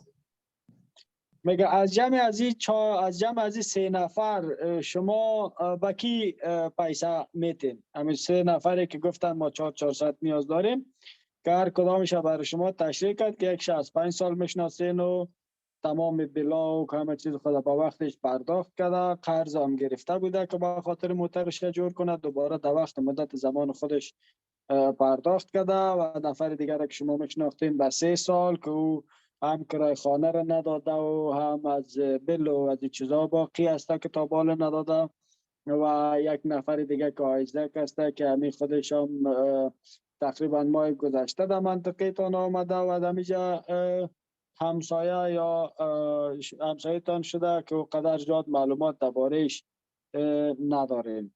یعنی همین $400 که از شما هر 3 نفر خواسته و کدام از یا میتین؟ Yeah, there we go. I'm getting a lot of Annas in the chat. That's true. So yeah, Anna has good credit. You know, she's shown that she's responsible, that she goes to work, that she's able to pay her bills on time, and she does things smart. But credit card companies don't know all of that about her. They just know her credit score, right? Same with Noah. The credit companies don't know. Sorry, go ahead. میگه شما میبینید که کیش میرین با فکرتان شاید اینا باشه که اینا کسی هسته که همون بلای خود در وقتش داده، قرضای خود در وقتش داده، همه تمام کاراش معمولا طبق معمول صحیح پیش میبره، ولی تمام از این چیزها را همه کمپانی کردیت یعنی نمیفهمن، نمیداشته باشه معلومات درباره‌اش. اونا تنها فقط درباره از همون مدار اعتبار کردیت که میگن که کردیت بالا داره یا کردیت پایین داره، فقط درباره از اونمو میفهمه معلومات داره. Versus Noah or Isaac, credit card companies or even landlords don't know if they are going to pay their bills on time or pay the money back.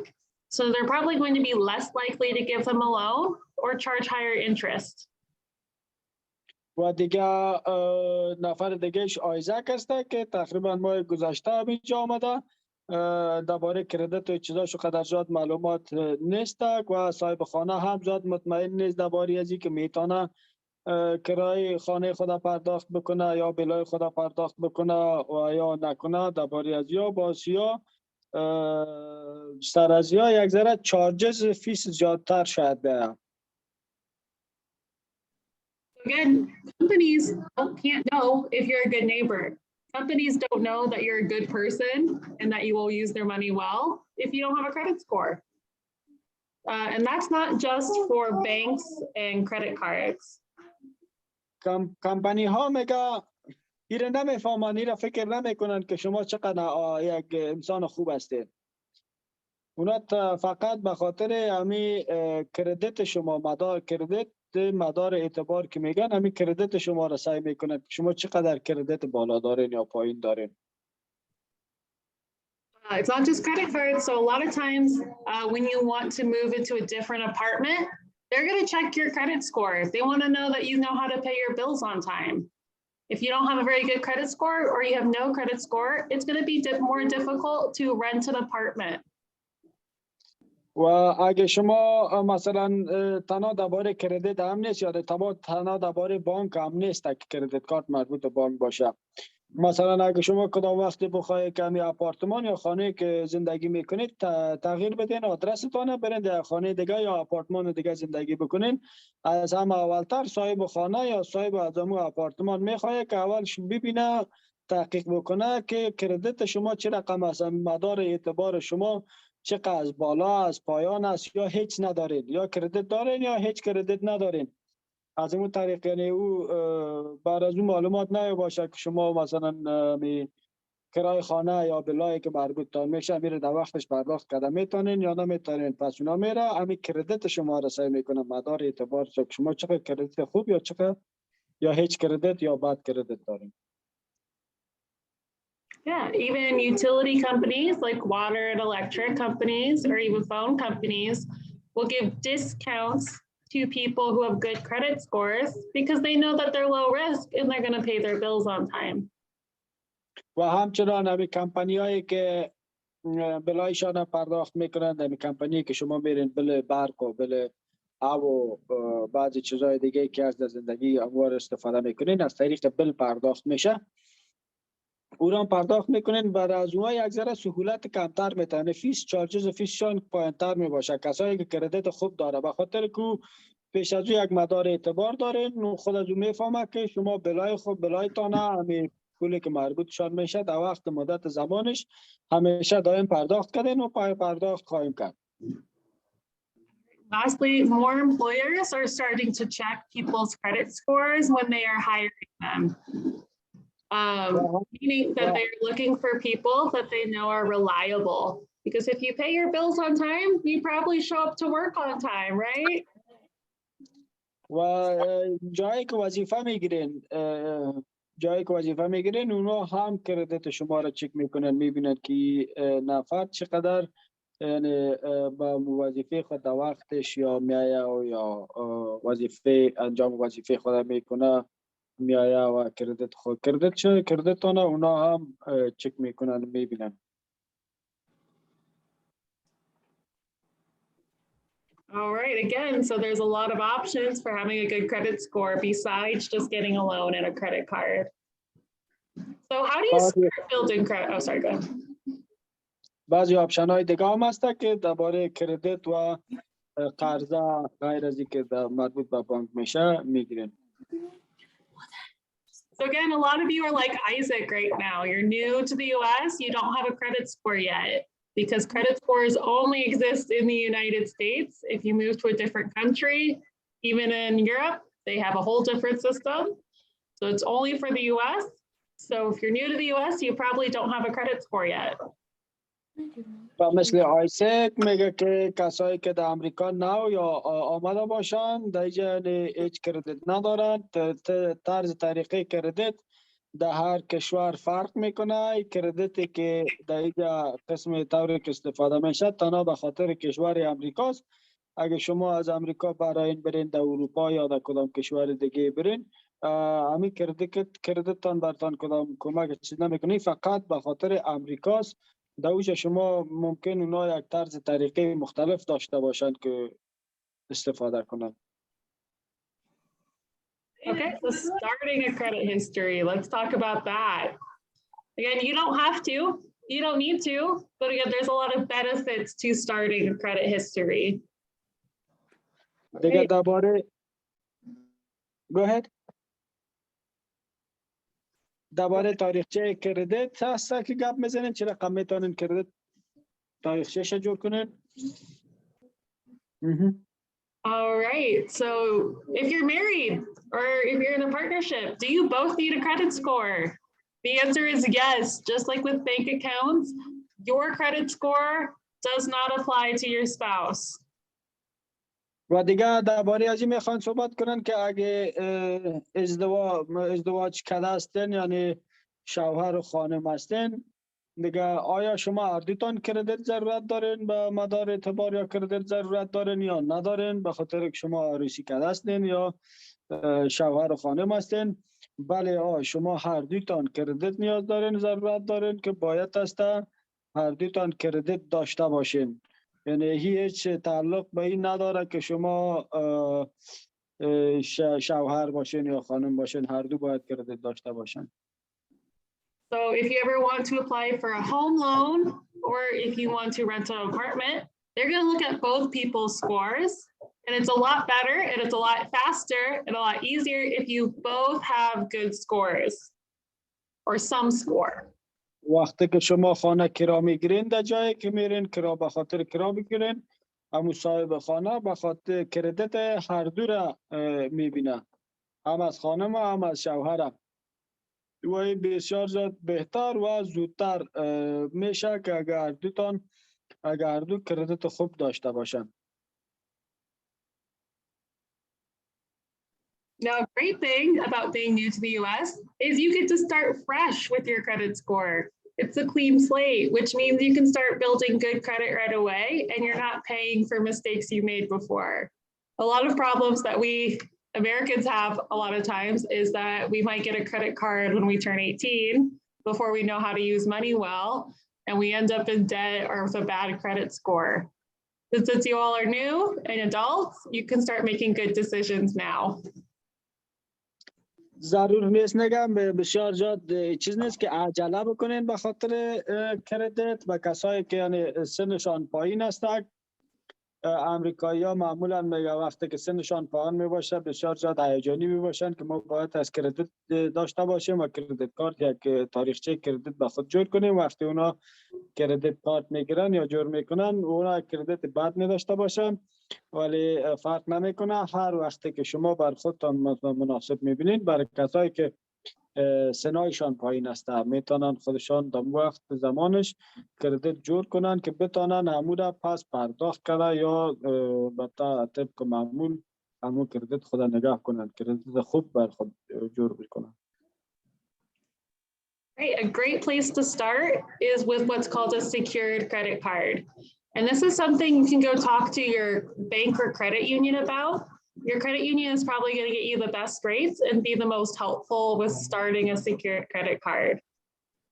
از همه اولتر و محفوظشان به نام سیکیور کردیت کارت یعنی کردیت کارت محفوظ شده هسته که شما میتونید در بانکتان برین، در بانکی که شما حساب دارین در اونجا و درباره از او پرسان کنین و معلومات بگیرین و از اونجا کردیت کارت بر خود جور کنید. A secured credit card means that you pay some money up front as kind of a deposit on the credit card, meaning that maybe you pay somewhere between $5 to $50. Sometimes some of them are there for $100. And they if you don't pay your money back, we keep this. We keep this, right? And then you would have a card for somewhere between $100 to $500. و کردیت کارت سیکیور کردیت کارت را میگن که معمولا شما میتونین از یعنی 50 روپیه تا 100 روپیه چیز خریداری بکنین که در وقت زبانش پس همون پولش پرداخت میکنین و اگر فرض کنین که در حسابتان $100 دارین و کردیت از کردیت کارت استفاده میکنین و پس پولش در وقت زمانش پرداخت نکردین، مثلا میخواین که ما میگین که ما کردیت کارت خود با خود میخوایم که نگاه کنم یا داشته باشم که خود. There's usually less fines and interests with a secured credit card, and the limit, the amount of money that you're able to use, doesn't go up as quickly, meaning that you won't accidentally use more money than you can pay back. سیکیور کردیت کارت که هست تقریبا به خاطر از این می باشه که یک فیس کم می داشته باشه که وقتی شما از او استفاده میکنی فیس کم چارج میکنه چون دیگه یک مقدار تعیین شده پول می باشه که شما نمیتونین از اون مقدار بیشتر خریداری کنین از کردیت کارتتان. یعنی که اگه با یکی انلیمیتد می باشه که بدون محدود، یکی دیگه میتونین که یک مقدار معمول داره که خودش شما مثلا تا 300 یا 500 یا 1000 هر چقدر که هسته یا باشه، فکر کنم از 500 و 300 و 500 شروع میشه دیگه. فقط تا به مو مقدار میتونین استفاده کنین. بعد از اینکه یک چیزی که از $300 بلند باشه یا 2-3 روز خریداری میکنین از 300 بلند میشه، نمیتونین دیگه باز از او استفاده کنین. بهترش همین هستن. Right. Credit cards also offer a lot of other benefits. And we're going to go into depth about these, but they're called things like travel points, cash back, or even bonuses, which are basically just perks for using the card and paying them back.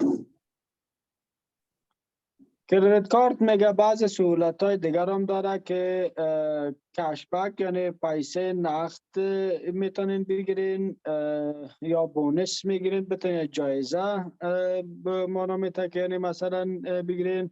what was the third one? Cashback and bonus and what is the other one? Travel points. به خاطر چیزای سفری تان است که میتونید که از اون نظر از طریق اگه بخواین کدام جای مثلا سفر کنین برتان یگان سهولت های فراهم میکنه. We're going to go over these different cards in just a minute. But let's look at what it leads to build good credit. بریم سعی میکنیم که چون میتونیم یک کردیت خوب جور کنیم بر خود.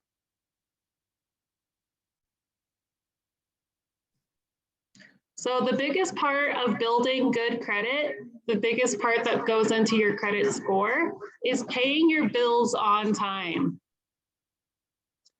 دمی اصل ترین یا مهمترین چیزی که یک کردیت خوب جور کنین یا آماده بسازید به خودتان همی است که امو بلایتان یا کردیت پیسه که از این کردیت کارتان مصرف کردین در وقت زمان معین خودش باز دوباره پرداخت کنین. Here's kind of a tricky thing. Paying your rents and utilities on time doesn't affect your credit score. If you miss your rents or utility payments, it hurts your credit score. میگه بعضی یک جای بسیار نازک است که میگه مثلا اگر شد پرداخت نمودن بل یا بل برق یا کرایه خانه و چیزایتان برای جور کردن کردیتتان کدام فایده نداره، ولی اگه پرداخت در مدت زمان معین خودش نکنین او باز نقص به خاطر کردیت شما داره، نقص میرسانه برشون. Again, things like auto pay or using a calendar to manage your bills are all things that are going to help you set up for success with this.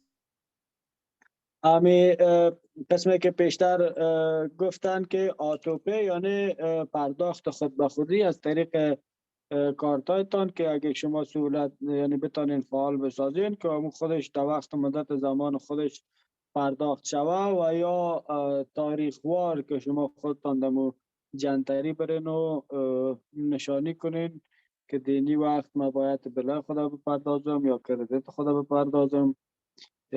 امی راه است که شما میتونین استفاده کنین که یک کردیت خوب به خود جور کنین. All right, when you have a credit card or a loan, you want to keep the balances low. So when you get a credit card, they will give you a credit limit saying that you can borrow up to this amount. For your first credit card, it'll probably be something like $500 up to $1,000. You're going to want to stay under 30% of your total credit limit. میگه به خاطر گرفتن پیسه قرض کردن پیسه و یا جور کردن کردیت یا مدار اعتبار به خودتان امو قدم اولی که است که شما میگیرین یا امو کارت کردیتی که برای شما میته از 500 تا 1000 است که شما میخواین به خاطر جور کردن کردیت خوب باید از تقریبا 30% از امو کردیتی که مقدار پیسه که به شما ارائه میشه 30% از امو استفاده بکنین. All right, again, we want to stay out of debt. The best way to do that is to pay off your credit card every week or every month. So trying to make sure those purchases that you're making regularly that you pay off before the due date. بهترین راهش همی است که به خاطر یک کردیت خوب داشته باشیم که در زمان معین و در تاریخ خودش باید صورت پرداخت کنیم. مثلا میتونیم هر هفتهوار یا ماهوار اما کردیتش پیسه قرضی که میگیریم یا اجناسی که خریداری میکنیم از طریق کردیت کارت خود باید است یا در جریان یک هفته یا در جریان همون یک ماهی که خریداری میکنیم پیش از اینکه کردیت کارت تان میباشه او را باید پرداخت کنیم. If you're using credit to buy a big purchase, like furniture, a TV, a car repair, and you're not able to pay it off that month, that's fine. Pay off what you can and make a plan to pay off the rest in the future. میگه اگه شما پلان دارین مثلا که پیسای زیادی را یعنی یک چیز خریداری بکنین که قیمت بالا داره یا فرنیچر یا صوفا یا کوچ و بعضی وسایل خانه یا هر چیزی که قیمتش بالا باشه یا و همون مقدار پول کل همون مقدار پولش در وقت زمان نمی داشته باشین میتونین هر چقدر پولی که دارین پیش خود امور را پرداخت کنین و دیگه بعداً پرداخت بکنین. All right, the last thing, don't get overwhelmed, but it's usually best for your credit score if you have more than one line of credit, which means more than just one credit card and a mix of credit, meaning maybe a car loan and a credit card. Is it good or it's not good? I don't really understand. Can you repeat it, please? It's good. The best thing you can do for your score is to have multiple lines of credit, meaning that you have more than one credit card, or you have a credit card and a car loan. Okay.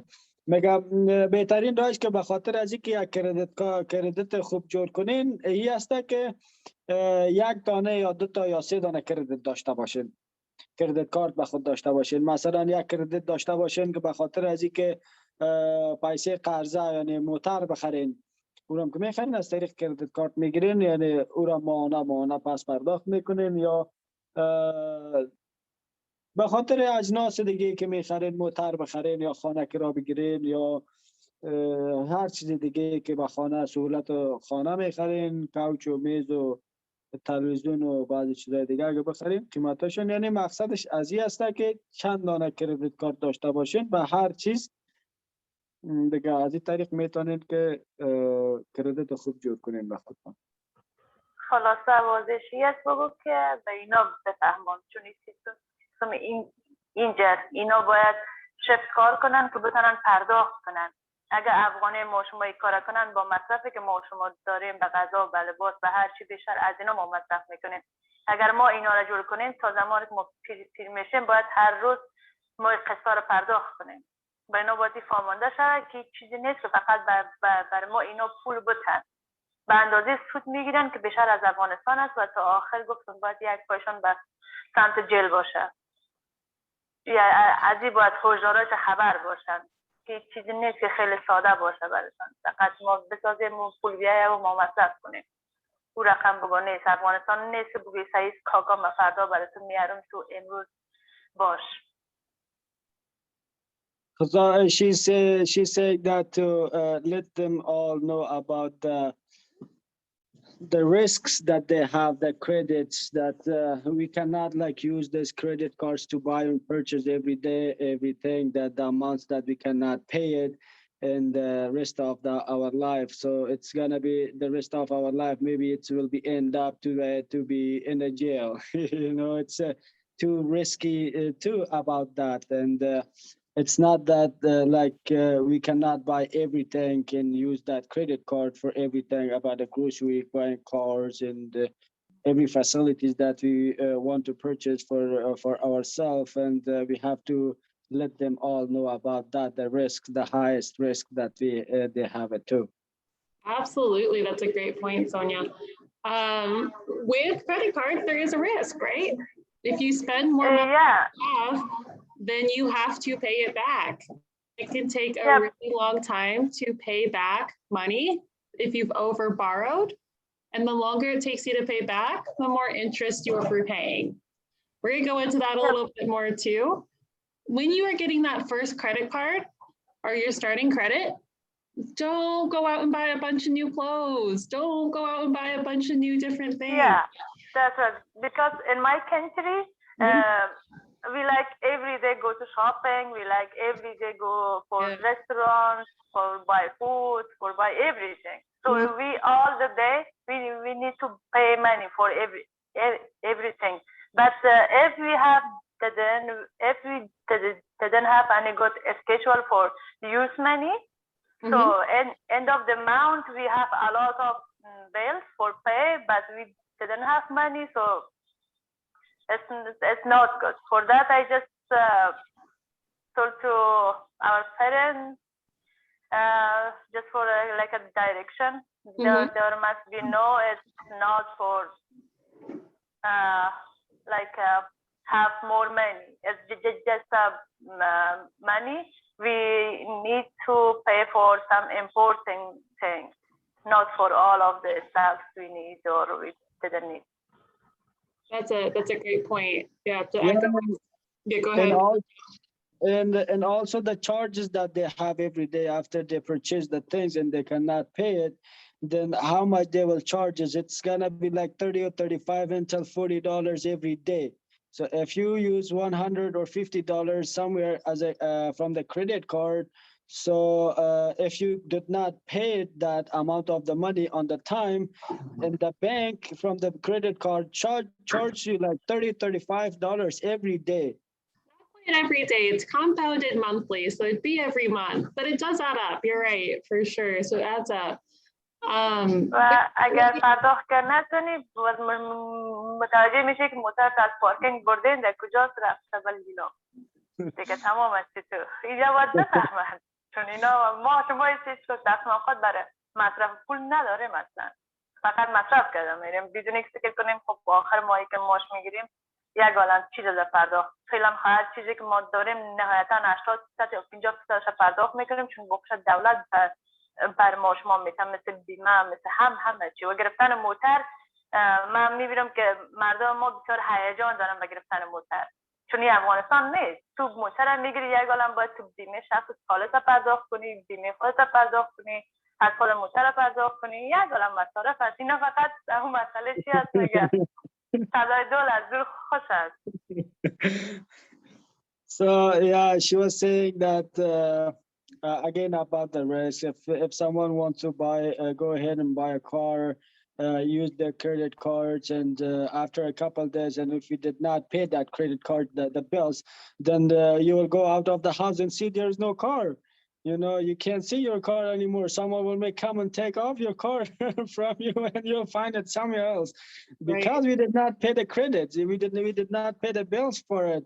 So it's kind of hard. We know that the Afghan people who arrived in the United States, like 80% of the bills that all the facilities that we are using in here, the government does pay it. So if whenever it becomes on us, then we have to pay for ourselves. It will be so hard for us to pay everything. So they don't have any management or for the monthly spending their monies as much as they receive the money, as much as they work and their salary, the deposit that they have monthly. And they will think that, yeah, we can arrange that all bills, but honestly, they cannot will be able to arrange it because they don't have that much salary or deposit on their account. So this is kind of tricky and so risk.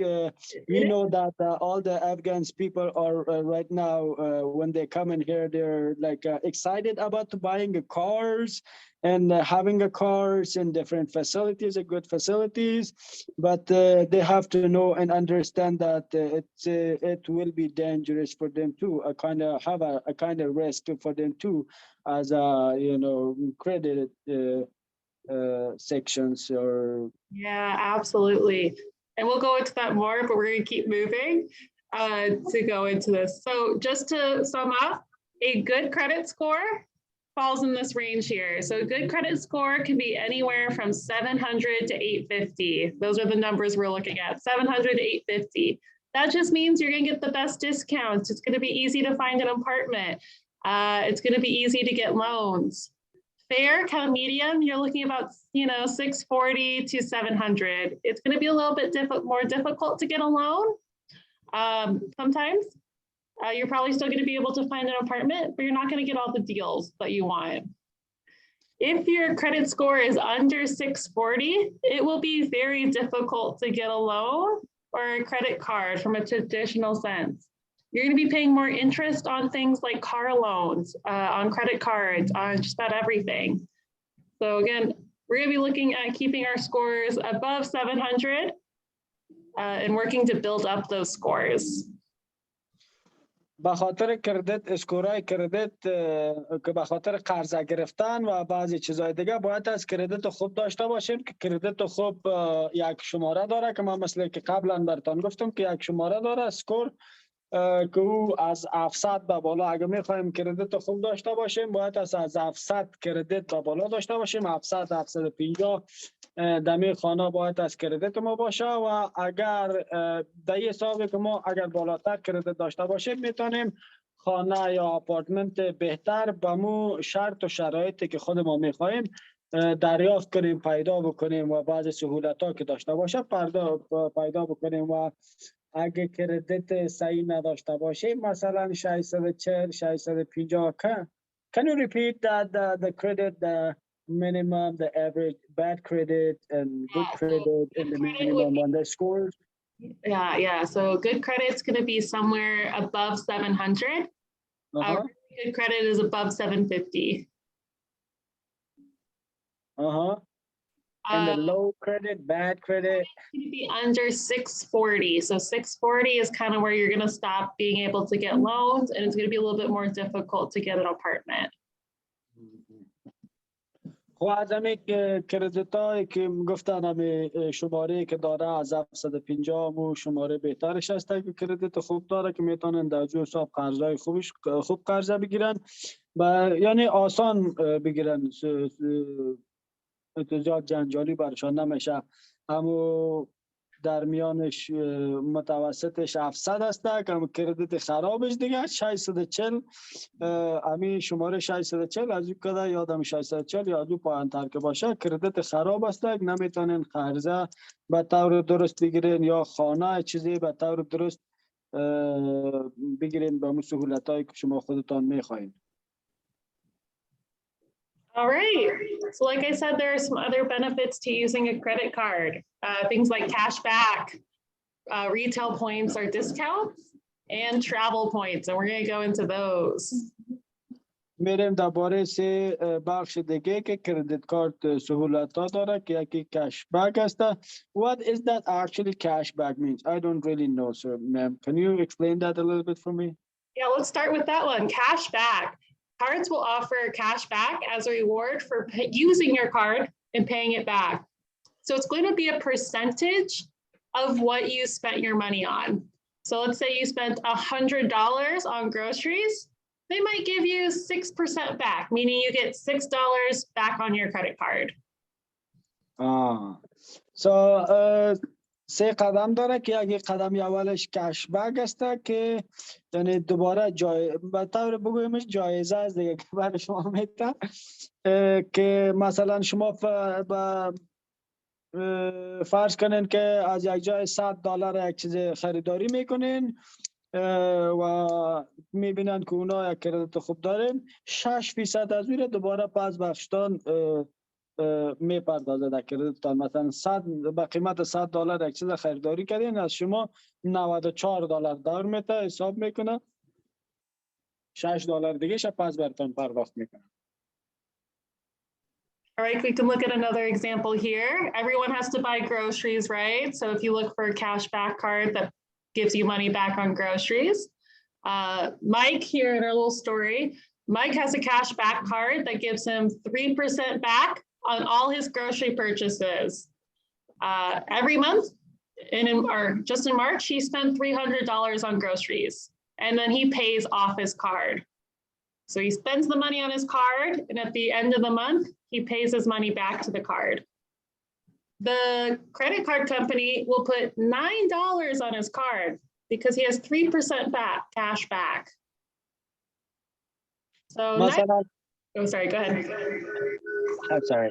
مثلا نگه ما مواد ارتزاقی خریداری میکنیم، خوراک چیزی که به خانه ضرورت است، نیازمندی خرج خوراک خانه که خریداری میکنیم میتونیم که از او استفاده کنیم. یک نفر را نام گرفت که مثلا او کارت کشبک داره که دوباره پرداخت میشه. او در یک ماه تقریبا کشبکی هست که 3% دوباره پس بر از او پرداخت میکنه، که در یک ماه تقریبا مواد غذایی یا ارتزاقی هر چیزی که خریده به خرج خوراکش به مقدار $300 شده و همون $300 او از طریق کارت خود خریده، کارت خود استفاده کرده. وقتی کارت خود استفاده کرده در آخر ماه یا دمی ماه بخش از این $300 $9 برش پس دوباره به حسابش میآید، که به خاطر از این $9 میآید که همون 3% است، کشبک از او 3% است دیگه. همون 300 روپیه از هر 100 روپیه 3 روپیه همون 9 روپیه پس دوباره به حسابش پرداخت میشه. Right, and over a year, that would equal up to $108 back if he's only getting $9 back every month. But maybe some of you are spending a lot more on groceries every month. So again, over time, this adds up, and you can spend that on bigger purchases. اگر طبق معمول میگه میتونه نگهداری کنیم به زمان 1 سال.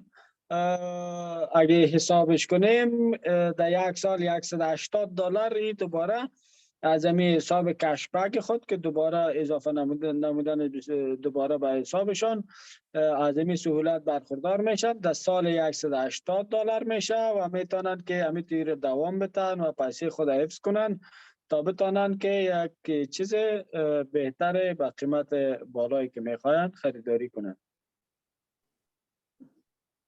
Again, there's cashback cards for things like groceries, for gas, could be for traveling, other points.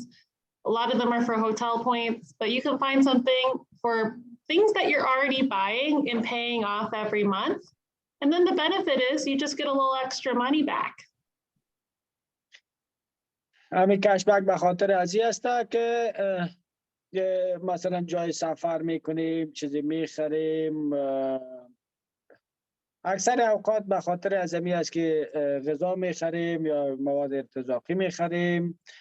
خب فایده معمولا همین فایدهش خلاصه میگه همی است که شما میتونین یک مقدار پولتان دوباره پس دریافت کنین.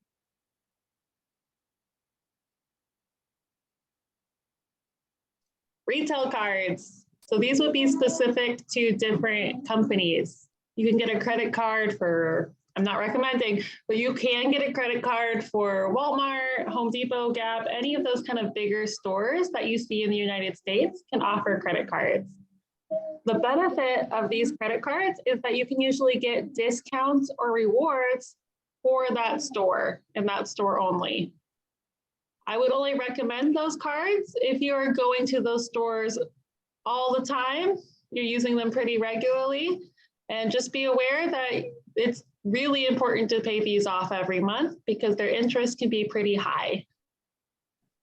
و دیگه کردیت کارت به نام ریتایل نامیده میشه که این به خاطر کمپانی‌های بزرگ است که میتونین در استفاده بکنین که این یک دیسکاونت داره که این معمولا به خاطر همین کمپانی‌های بزرگ که میگم مثل والمارت مثال دادن که شما اگه شما مطمئن هستین، من بسیار تشویق نمیکنم میگه که برین به خاطر به طرف ازی به خاطر که خطر داره.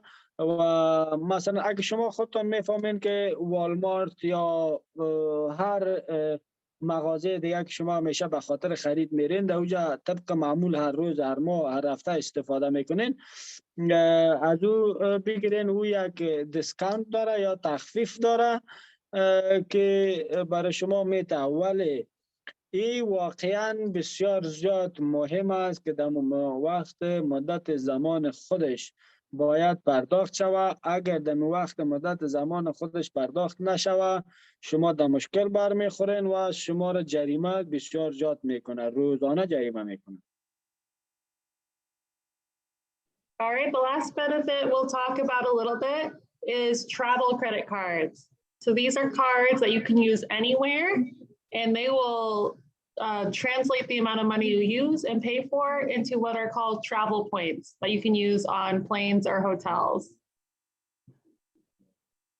دیگهش به نام ترافل کارت است که یعنی کارت سفری، کردیت کارت سفری ما نامیده، یا ترافل کارت که شما میتونید از این ترافل کارتتان به خاطر خریداری تیکت یا سفر کردن در دیگه جای یا کرا گرفتن هتل در جایی که چکر میرین در موجا استفاده بکنین.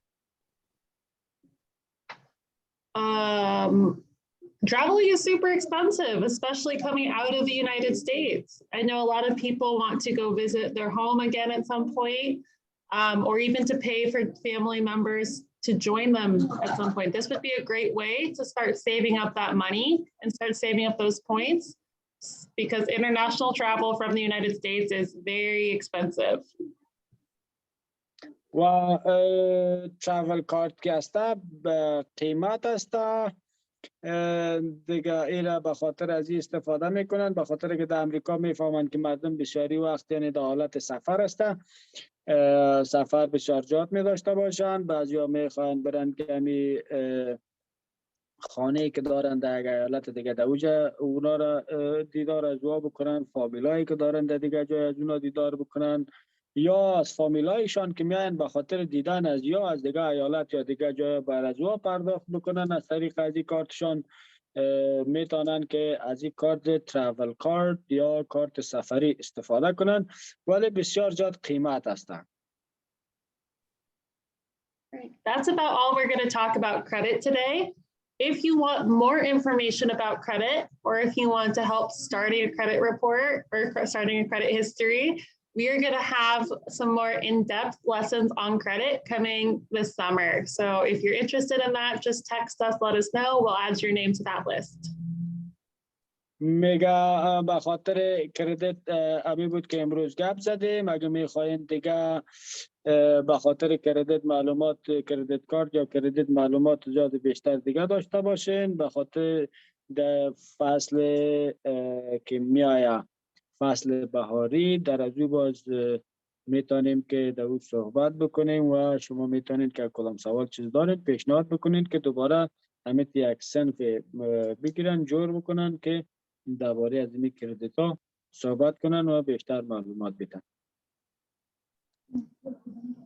All right, we are going to take another quick little 5-minute break. So you guys get a little break, get some more water, and we'll be back at 12:45. And we're going to talk about budgeting next. I think we'll be able to finish up a little early.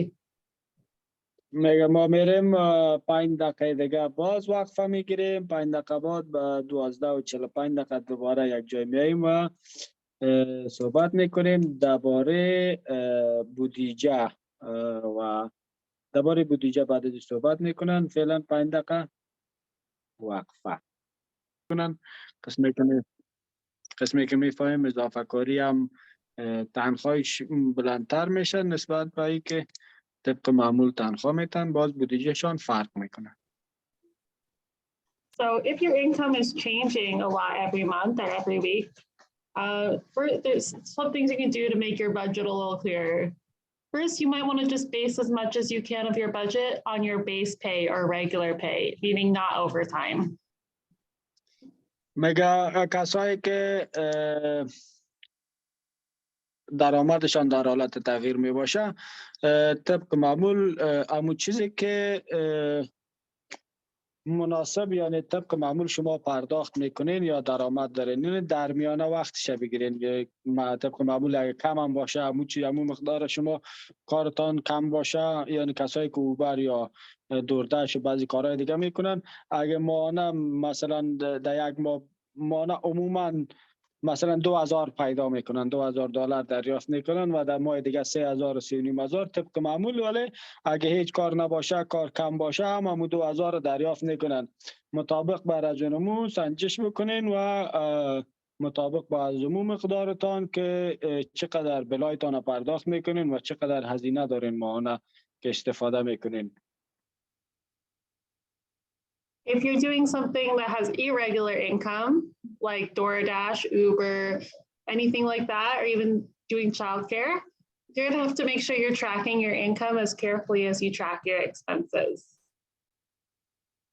میگه اگه شما مثلا همون قسمی که من پیشتر گفتم، اگه اوبر یا دوردش یا نگهداری از اطفال در این بخشا کار میکنین و درآمد شما در حالت تغییر میکنه و تنها فقط طبق معمول همون مصرف های روزمره و طبق معمولتان در نظر بگیرین. All right, expenses. Expenses is money going out. Those are your bills, those are your groceries, all of that. میایم به سر expenses که یعنی مصرف میباشه که چقدر مصرف میکنیم، یعنی پول تا پیش که بود پیسه درآمد بود که چقدر پول ماهانه یا هفتوانه حاصل میکنیم، بخش ما میایم پیدا میکنیم و expenses یعنی چقدر مصرف میکنیم، یعنی از بودجه ما پس مصرف میشه. So with expenses, we have two kinds of expenses. One's a fixed expense, meaning you pay it probably just about the same every month. دو رقم مصرفات داریم و که او یکی مصرفی هست که ماهانه تغییر پذیر نیست، هم یک چیز می باشه، مثلا ماهانه. So we're looking at rent, your phone, car payments, your internet payments, car insurance. Those would all be fixed expenses. مثال دادن مثل کرایه خانه، بل تحویلی تلفن، بعضی از این امثال از این بلای برق و از چیزا هست که طبق معمول به مو یک سان می باشه، یک قسم می. Right, then you have flexible expenses. Flexible expenses change a little bit, or it's the one you have the most control over. So things like groceries, gas, personal items, or clothing. دیگه مصرفی هست که تغییر پذیر است که زیاد سرش رو قدر کنترل نمی داشته باشیم، مثلا خریداری از اجناس یعنی کالا، لباس، تیل و موتر و خوراکی، مواد خوراک، ارتزاقیه، با بعضی از لوازمی که به خود نیازمند می باشه.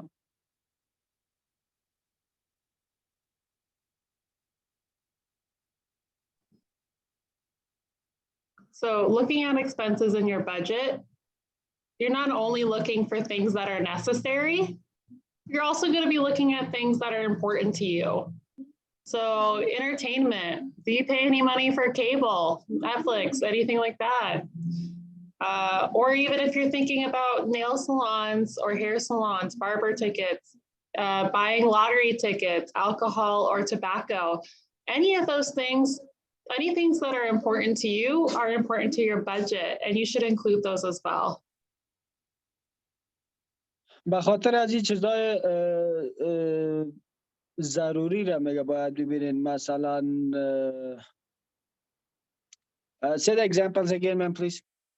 Yeah, like nail salons, barbers, hairstylists, or buying lottery tickets, buying alcohol or tobacco, cigarettes, anything like that. If it's important to your life, it's important to your budget. بعضی چیزایی که میگه ضروری و نیازمندی و قدر بسیار زیاد نیست، مثل با رفتن به آرایشگاه و استایل دادن موی یا خریدن شراب، سیگرت، از این چیزا، مثلا تیکت لاتری، از این چیزا اگه مثلا به خودتان اگه قدر زیاد مهم نباشه ولی به بودجه تان به بودجه بسیار زیاد ضرور می باشه. Sonia, like Sonia was saying, you might like to shop, which is great, or go out for coffee or anything else. That's great. If it's important to you, that's awesome. But again, setting your budget so that you know how much you can spend on things like coffee or other items like clothes, so you know ahead of time how much you have. خب میگم مثل که قبلا گفتن سوریا میگفت که یعنی مثلا ما بسیار زیاد خوش داریم بریم، مردم افغانستان خوش دارن برن به خرید، هر روز میرن و اگه ضرور است یعنی بخش شما مثلا فکر میکنین که باید برین به چکر، برین به کافی خوردن، برین هر روز و لباس خریدن برین دیگه و برتان ضرور است باید از حساب بکنین.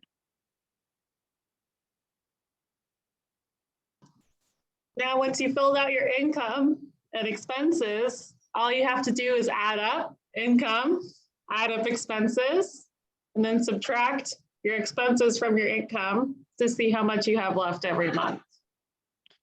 پس ما میتونیم یعنی از این نوع چیزایی که ضروری است، قسمی که پیشتر گفتن چیزایی که مثلا بسیار زیاد ضروری است، چیزایی که ضروری نیست، هر چیز که شما خودتان فکر میکنید پیشتان یعنی براتان ضرور است، همین عمدتاً چیزایی که ضرور است مثلا کرایه خانه و بلای برق و دیگه چیزا است. قسمی که بر از اونام گفته که رفتن به خریداری و لباس خریدن و رفتن به آرایشگاه، سر جور کردن، ناخونا را رنگ دادن و جور کردن از چیزا، اگه شما فکر میکنی براتان ضرور است اینا را به تقسیم اوقات چیزای ضروری خود اضافه بکنین و بعد از اون میبینیم که چقدر ماهانه درآمد ماست، چقدر پیسه ما بر ما میآید و چقدر هزینه یا مصرف ماست ماهانه.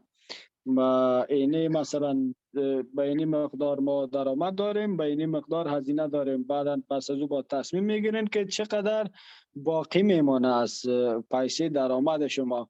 اگر کدام پیسه باقی میمونه اون بودجه شما است.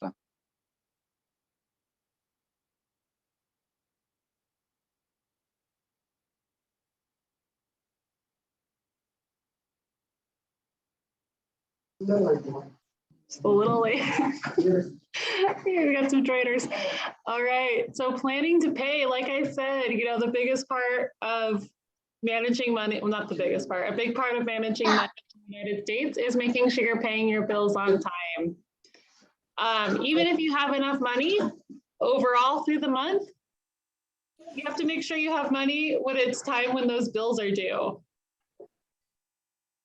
میگه بازم با مو قسمت میم که مهم است سنجش ازی که از همه اولتر باید از همی سنجش باید بکنیم که چقدر یعنی پیسه که ما درآمد داریم چقدر است که ما پس پرداخت کنیم و همین بلا را پرداخت کردن بل که ما بل ما را پرداخت میکنیم این مهم است برای ما که باید از اون بلا را پرداخت بکنیم در وقت زمان معینش که از وقتش تیر نشه. قسمی که سونیا گفته ما دین روز با یک دوست دیگه ما هم تشریح کردم. I'm just explaining a little thing for him about the paying your bills on the time. Go ahead, yeah. ما رفته بودم یه چیز قصه کردم بر از اونا که مثلا در افغانستان ما این رقم نیستیم که یک نفر کرایه خانه خود مثلا در تاریخ 30 حتما باید بپردازه. ممکنه بعضی نفرها هست 3 ماه 4 ماه 5 ماه 6 ماه کرایه خانه خود نداده، بل برق خود نداده، ولی جاب مشکل ساز نیست بخشان چون همین کلتوری فرهنگی یک حساب داریم، مشکل نداره قرض میگیریم و قرض میتیم. ولی در امریکا هیچ نیست. کرایه خانه که خود ما فعلا کرا میتم $700 کرا میتم، ولی اگه $700 ما تاریخ 31 یا 30 پرداخت نکنم روز اول شود، تاریخ اول دیگه ما شود از 1 روپیه گرفته تا هر چه بالایی که دل خودش باشه با خوش خودش است که او میتونه مرا سر از اونم کرایه ما مرا چارج بکنم، سر ما فیس بکنم، مرا جریمه بکنم.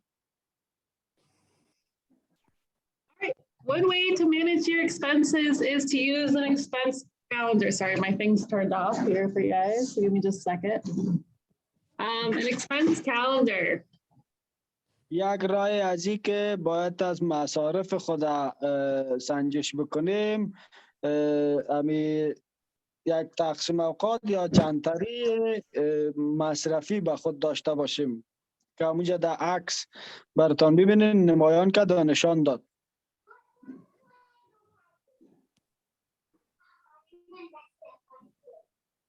One second, folks. I'm going to get this set back up.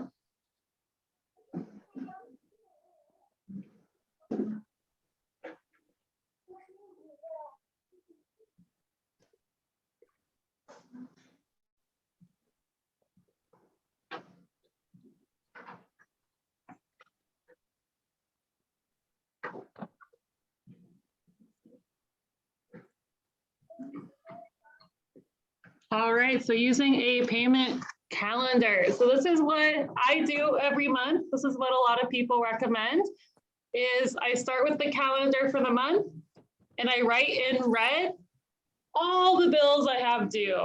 when they're due.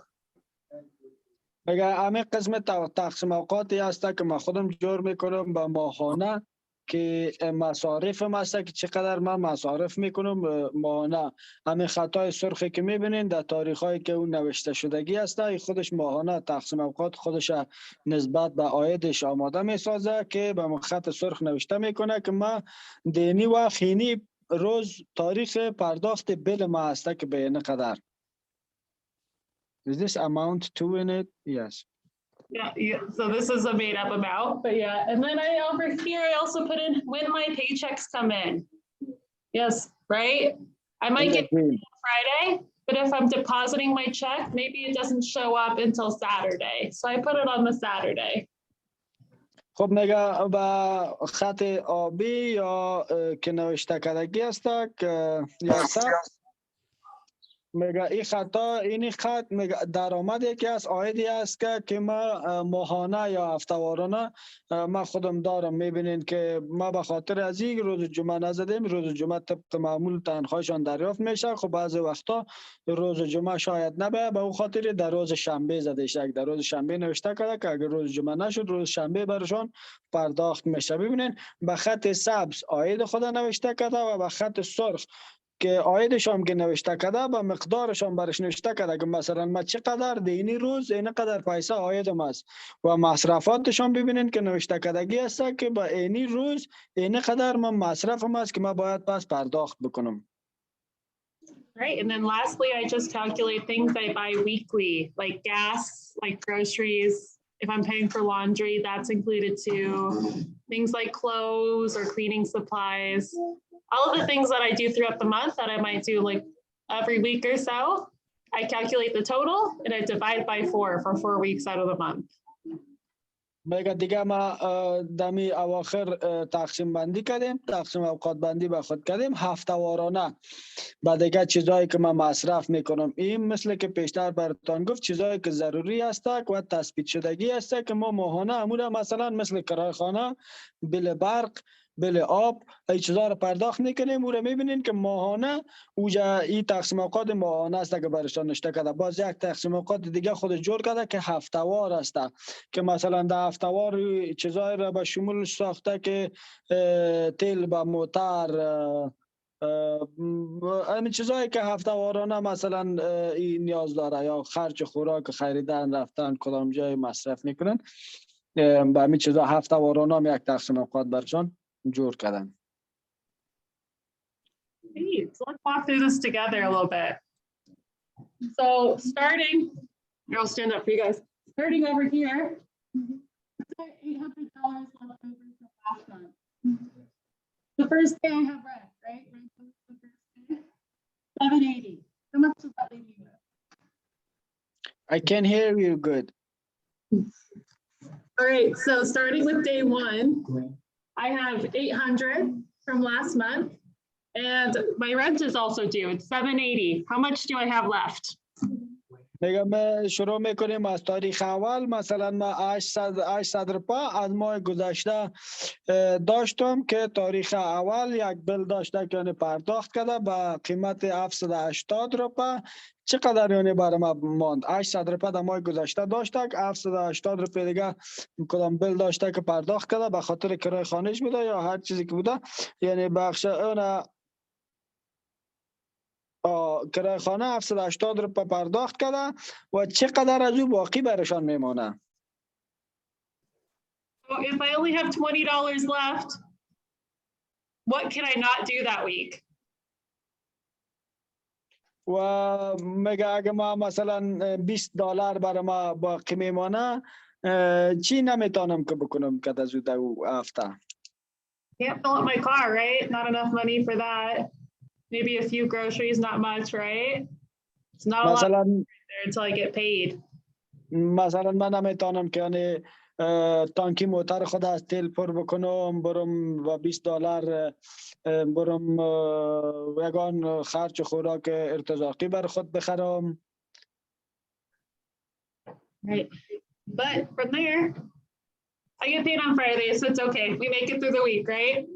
So starting next week, I have 1,200 because I get paid 1,200. به هفته دیگهش مثلا ما شروع میکنیم از 1200 روپیه که $1200 تنخواهشان هست مثلا که میایه به حسابشان اضافه میشه $1200 میگیرن.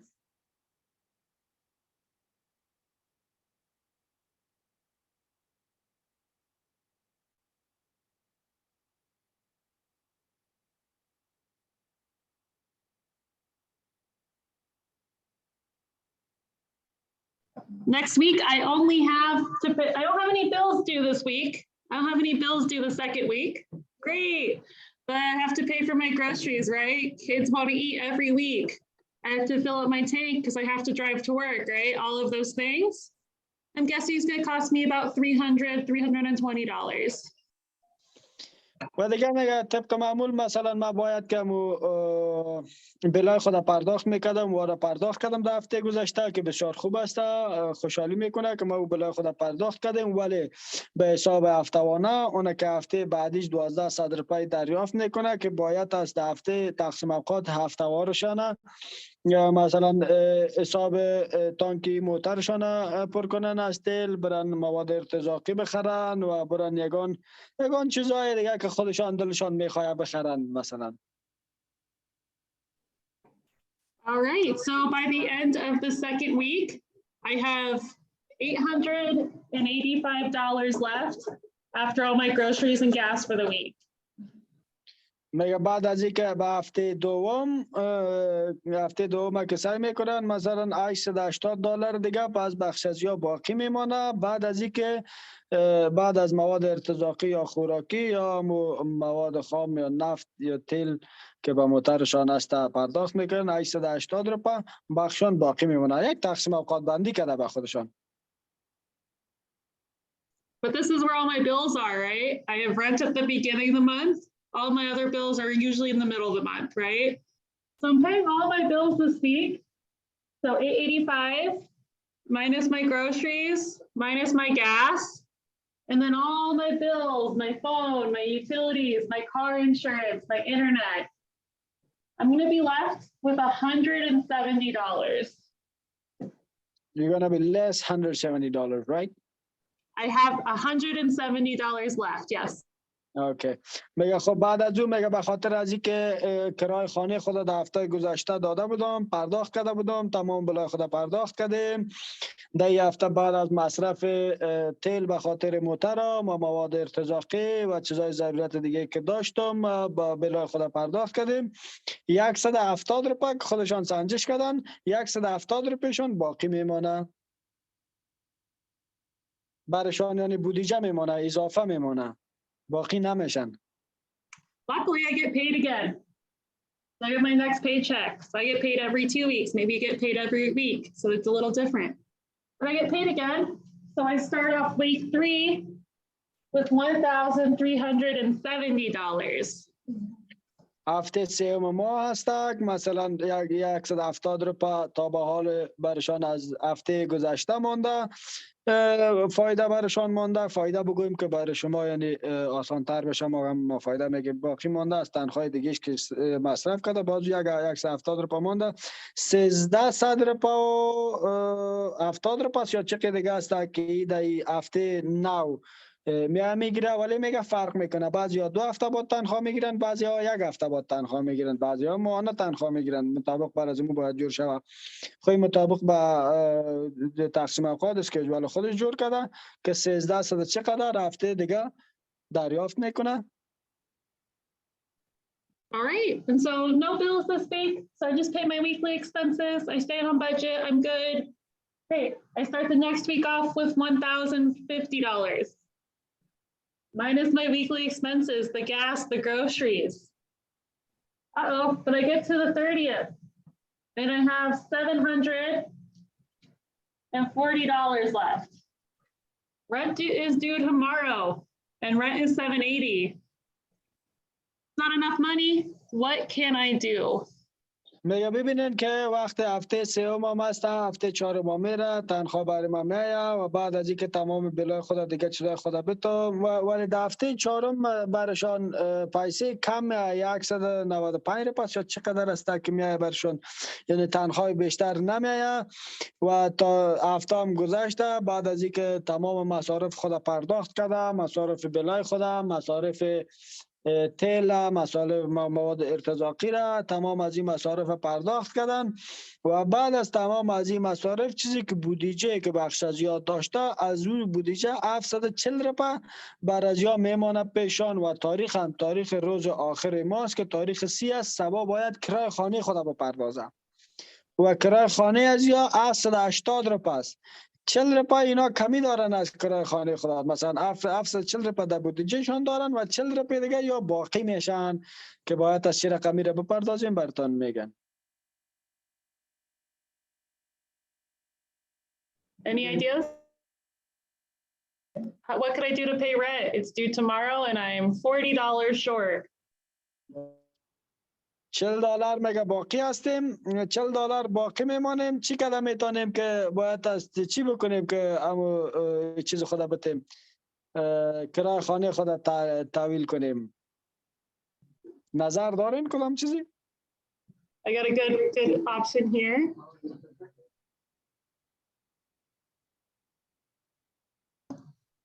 Got a good idea that there we go. See, this is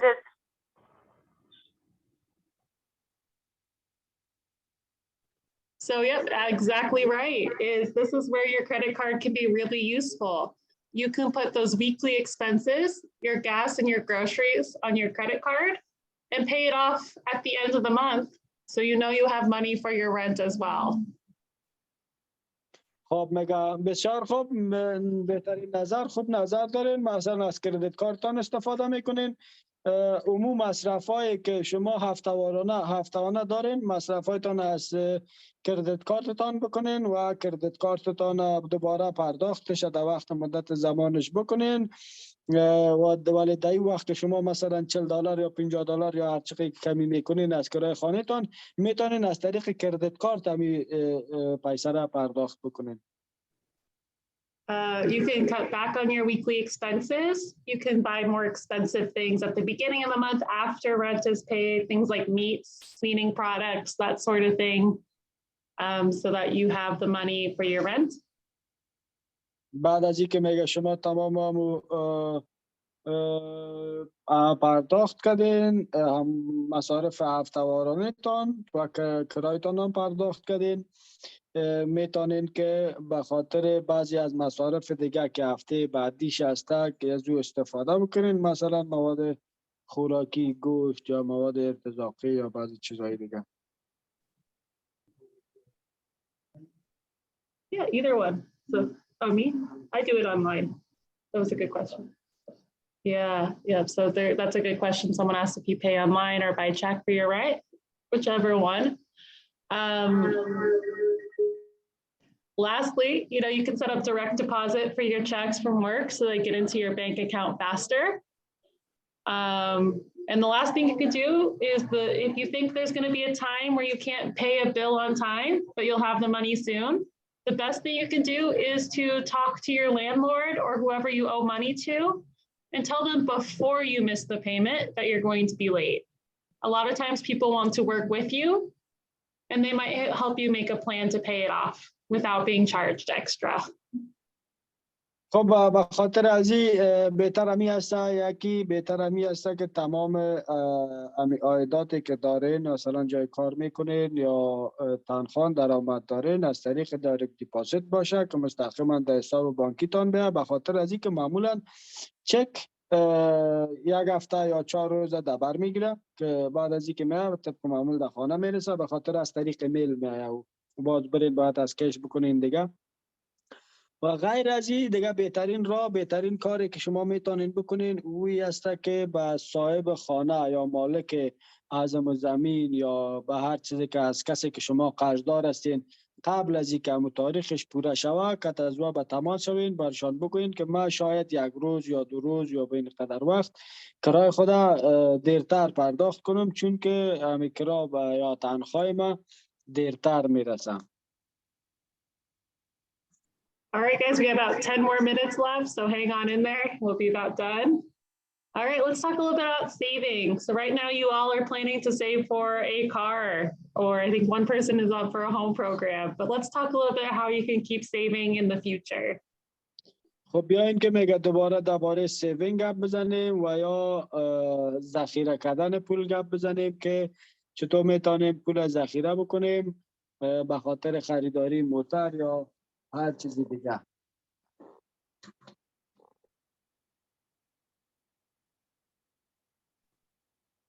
All right, so whenever we're saving for a goal, if you want to think about the future, start thinking about it early. Even if you don't need a house right now, if you want one in the future, you can start saving a little bit every month now, and so you'd be prepared in the future. Or even if a car, if you have not a great car right now, you can start saving towards buying a better car in the future. The best way to do this is kind of determine how much you want to start saving, and then how long you want to save for. مثلا میگه به خاطر چیزایی که میخواین شما بودجه جور کنین و آماده بسازین و یا ذخیره بکنین پیسه، به خاطر ممکن شما فعلا نیاز نداشته باشین به خانه، ولی در آینده فکر میکنین که خانه از نیاز دارم که باید من بخرم، یا ممکن در آینده میخواین یک موتر بخرین. بیاین که به خاطر از او هر چیز زودتر فکر بکنیم و آمادگیش برش بگیریم. Yeah, so for example, you're all in the IDA program saving for a car. Everyone here is eligible. I think almost everyone is getting $4,000. And so deciding how long you want to save that for, an easy way to do that is to take the amount of money and divide by the number of months or weeks that you want to save for. So you have an idea about how much money to put away every week or every month.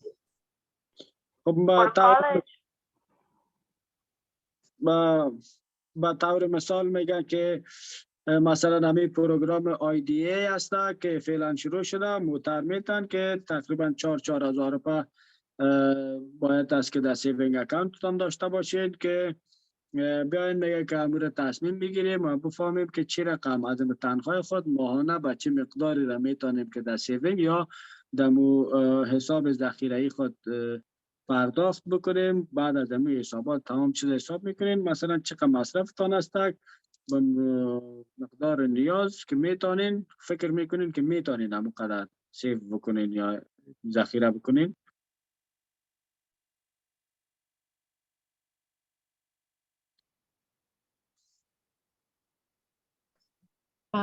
An important thing about saving also is to treat it like a bill. Treat it like it's important. Otherwise, you don't end up saving very much money. So a lot of people will decide this number, how much they want to save, and they take it out of their checking account and into their savings account, and they don't touch it. They don't touch it. There's too many fun things you also want to spend your money on. So unless you move it out of there and put it away, it's really hard to keep that money for your goals. مگه به خاطر از این که مهمترین بخشش همی است که اگه کسی میخواه که سیوینگ داشته باشه باید جدی بگیریمش، به مثل از این که ما همون بلای خود پرداخت میکنیم. مثلا اگه کرای خانه چی میشه از خانه میبری، اگه بل برق نتی خود چی میشه، بل برق قطع میشه، یا اوت نتی بل برق هوا نتی اوت قطع میشه سر. یعنی امیر رقمی را جدی بگیریم و پلان گذاری برش بکنیم که بتانیم امیر در وقت معین خودش پرداخت بکنیم و در وقتش بپردازیم. بعضی کسا هستن میگه جدی نمیگیرن و پیسه خود مصرف میکنن در چیزای حق و ناق، و مثلا پیسه خود در بسیاری از چیزای مصرف میکنن که اصلا ضرور نیسته. چرا امور ما چیز نکنیم، سیف نکنیم؟ چرا امور ذخیره نکنیم که سبب به درد ما بخوره؟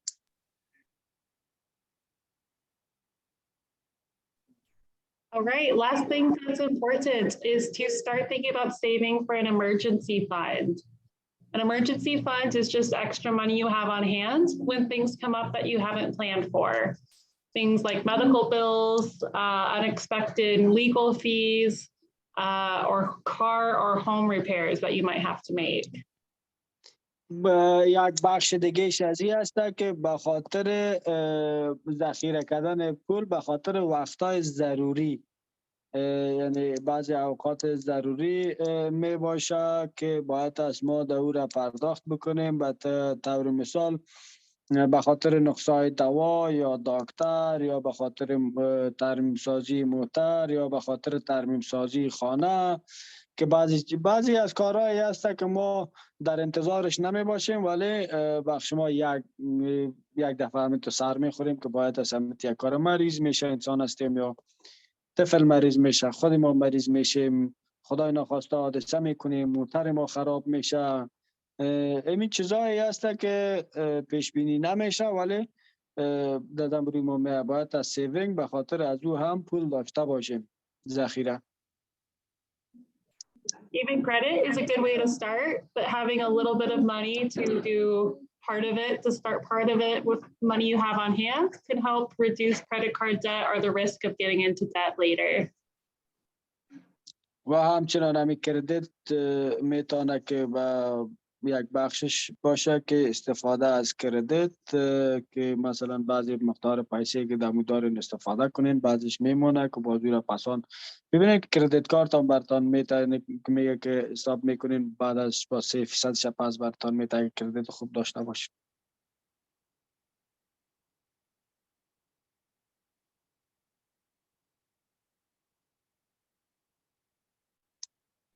Can you repeat that last part? Say again, ma'am. Can you repeat the last part? They didn't quite hear the last part that you interpreted. Oh, they're hearing there too. There's okay. Can you say it again? Yeah, I said even if you use credit for emergencies, it's better to have a little bit of cash to use for emergencies as well, so that you don't end up in credit card debt or with too much debt that you can't pay back in a reasonable time. خب میگه حتی غیر از این که شما کردیت کارت می داشته باشین، به غیر از هم بهتر است که بعضی از پیسه پول نقد پیش خود داشته باشین. پول نقد یعنی که میگن it doesn't has to be cash in the pocket, right? It can be cash in the bank, in the saving account. yeah. خب یعنی مقصد از این نیست که پول نقد یعنی باید از پول نقد در جیبتان داشته باشین. پول نقد مقصد از این است که میتونین در سیوینگ اکانتی که در بانک دارین از امو استفاده کنین و داشته باشین دمو، به خاطر از این که ممکن یک وقتی بیاید که شما نتونین امو کردیت کارتی را که شما استفاده میکنین در وقت زیاد وخیم باشه که کردیت از کارتتان استفاده بکنین و بعد از شما امو بلش نتونین پرداخت کرده، این هم بازم برتان مشکل ساز میشه. ولی اگر سیوینگ در سیوینگ اکانتتان یک چیز مقدار پول داشته باشین، میتونین که از او را استفاده بکنین تا مشکلی که برخورد میکنین از او را رفع بسازین. One thing when we're talking about emergency funds to consider as well is not all jobs are permanent. It's chances that you can lose your job. There's things called layoffs where everyone at a company loses your job. So things to plan for in the future. یک چیز دیگه که باید یک مقصد دیگه از این پلان گذاری بودجه ذخیروی از این است که کسانی که کاروبار دائمی ندارن، ممکن همه یک روز کار خود از دست بده، کمپانیایی هست که ممکن جواب بتشان، ممکن خودتان کار اعلام بکنید نکنید کار دیگه در اوجا دیگه او در او روز باز تا زمانی که شما دوباره کار پیدا میکنین او یک ذره میتونه که از امو سیوینگ اکانت شما براتون کار بگیرین استفاده کنین. All right, so saving up for an emergency. So most of the time experts kind of recommend saving about 10% of your income for your savings, your emergency funds. It can be a lot, especially if you have families and a lot of expenses, but you try something out, set a goal for yourself to save every month.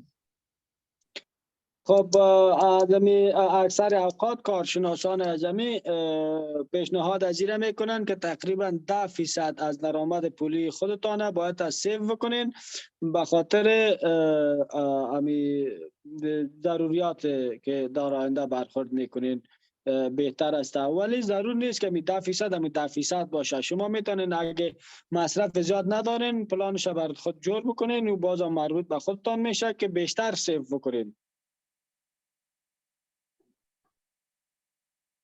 All right, again, just try to treat your savings like it's a bill, like it's something you have to pay, and you're going to be more successful overall.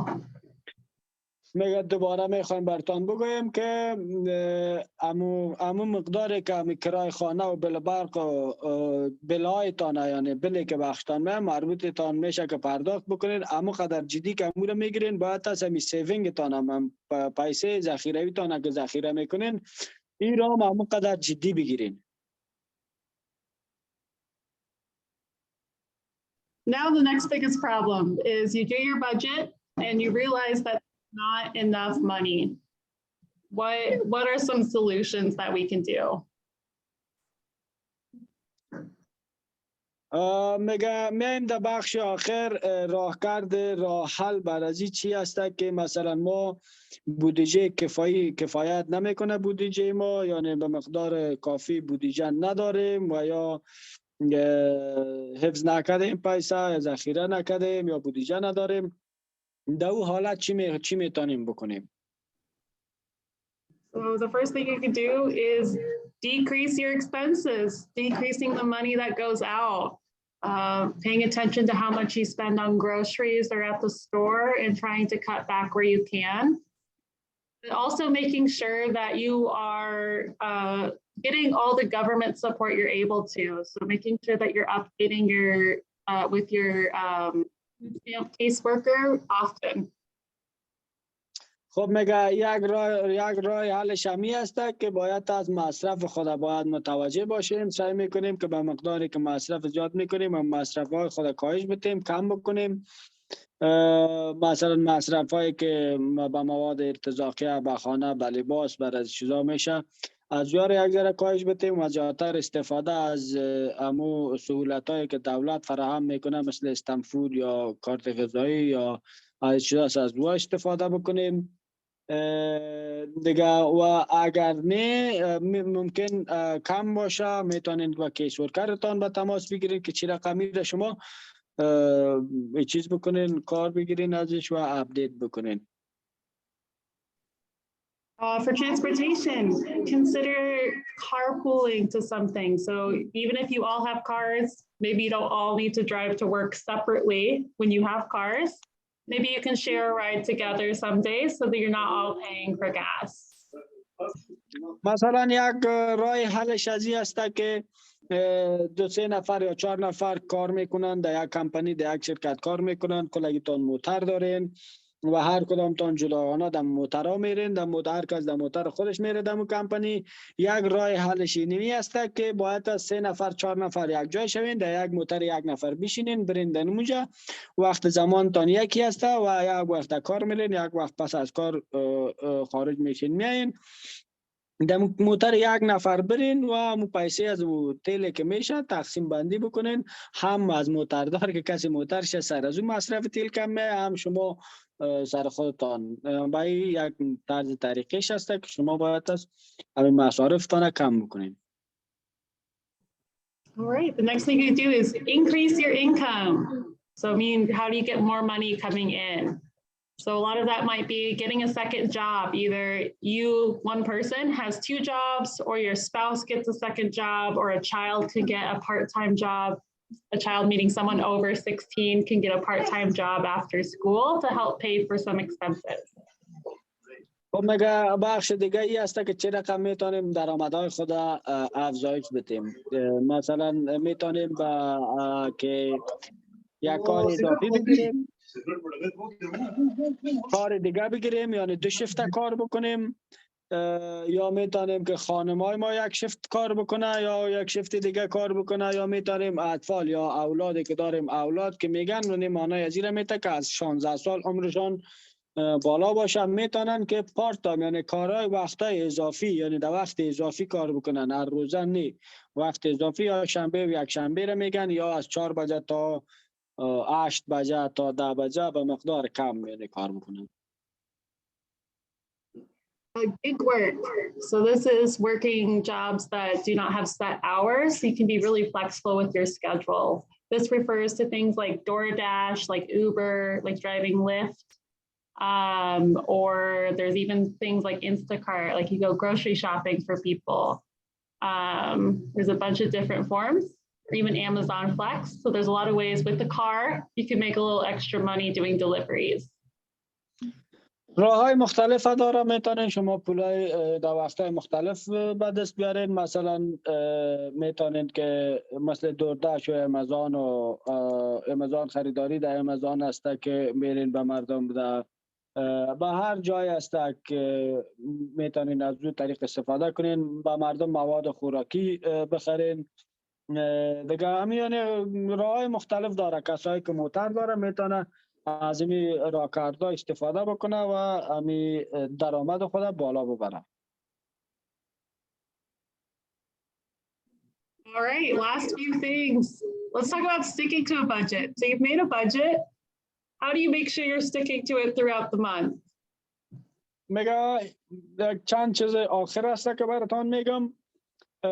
شما مثلا یک بودجه را تعیین کردین که دمی بودجه شما باید از پرداخت بکنین یا پس انداز بکنین. شما چطور میتوانید که به می طرز به می طریقه روان باشین یا به می روان باشین یعنی کم و کاستی زیاد پیدا نکنه کوشش بکنین. If you're using cash, checks, or even a credit card or debit card, you can use something like this expense tracking worksheet, where you just write out what the expense is, what it's for, and how much you spent, so you can keep track of what you're spending throughout the week, if you like to use paper and pencil. اگه میخواین یعنی ورق یا پنسل استفاده بکنین، همیت یک ورق هست که بگیرین اون اوجه در تخته براتون هست که این رقم استفاده بکنین، ببینین که چقدر به چی چیزا شما نیاز دارین و چی چیزا را شما باید از بخرین یا مصرف بکنین. تمام از یارا میتونین که در ورق پیش خود نوشته کنین و یادداشت بگیرین. What I like to do is I put all of my weekly expenses, things like groceries, gas, anything else I'm buying, on my debit card or my credit card, because your debit or credit card will automatically track expenses and even categorize them for you. So you can see at the end of the month or even at the end of the week how much money you've spent on different things. میگه طبق معمول خودم که خریداری میکنم، خریداری ما قسمی میکنم که از طریق دبیت کارت و یا کردیت کارت خریداری میکنم که دبیت کارت و کردیت کارت طبق معمول بخش شما این سهولت فراهم میکنه، براتون نشان میده که شما چقدر مصرف کردین، یعنی بودجه تان چقدر بسیار مصرف کردین، چقدر کم مصرف کردین. تا آخر ما خودی ماهانه بر ما از طرف بانک یک میل میایه که بانک برای ما میگه که مثلا تو در ماه پیش بودجه مصرفی تو اینقدر بود، در حدود 500 یا 600 یا 1000 بود، ولی در این ماه اینم کاهش پیدا کرده تا 1500 800 رسیده. با این طریق شما میتونید که بفهمید که والا این از مصرف ما از عاید ما کده بیشتر شده، پس نباید بیکار شود و بعدا میتونید که امورا کاهش بدین، مصرفاتتان به کنترل خودتان داشته باشین. ولی بهتر همی است که ورق داشته باشین پیش خودتان، در ورق تمام نوتتان بگیرین و بفهمین که چه رقم باید استفاده کنین، پولایتان رو مصرف کنین. All right, lastly, I was just going to share an app with you if you guys like to use your phones for things.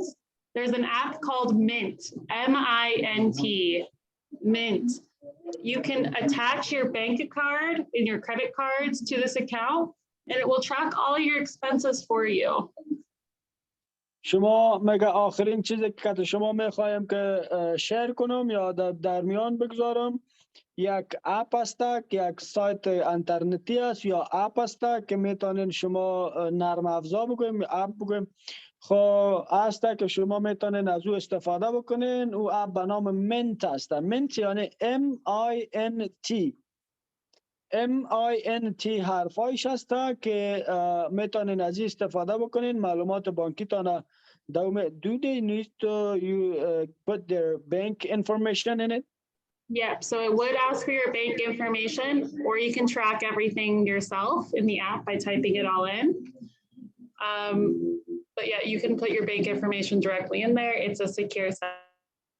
اوکی یک سایت یک اپ یا نرم افزار محفوظ شده است که یعنی میتونین او از پیشتان معلومات بانکی تان میخواه و شما هم خودتان هم میتونین که را استفاده کنین ببینین که چی رقم همین مصارف ماهانه ما است. او بخش شما میتونه که دریافت بکنم مصارف ماهانه تانه که چقدر شما مصرف میکنین چقدر سیو میکنین یا چه رقم مصرفتان کاهش یافته یا افزایش یافته.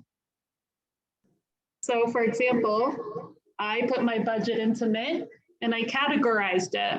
So I'm halfway through the month and I can look at my gas budget. I only have 150 to spend on gas this month and I've already spent 113. So I know I have about one more gas tank in my budget.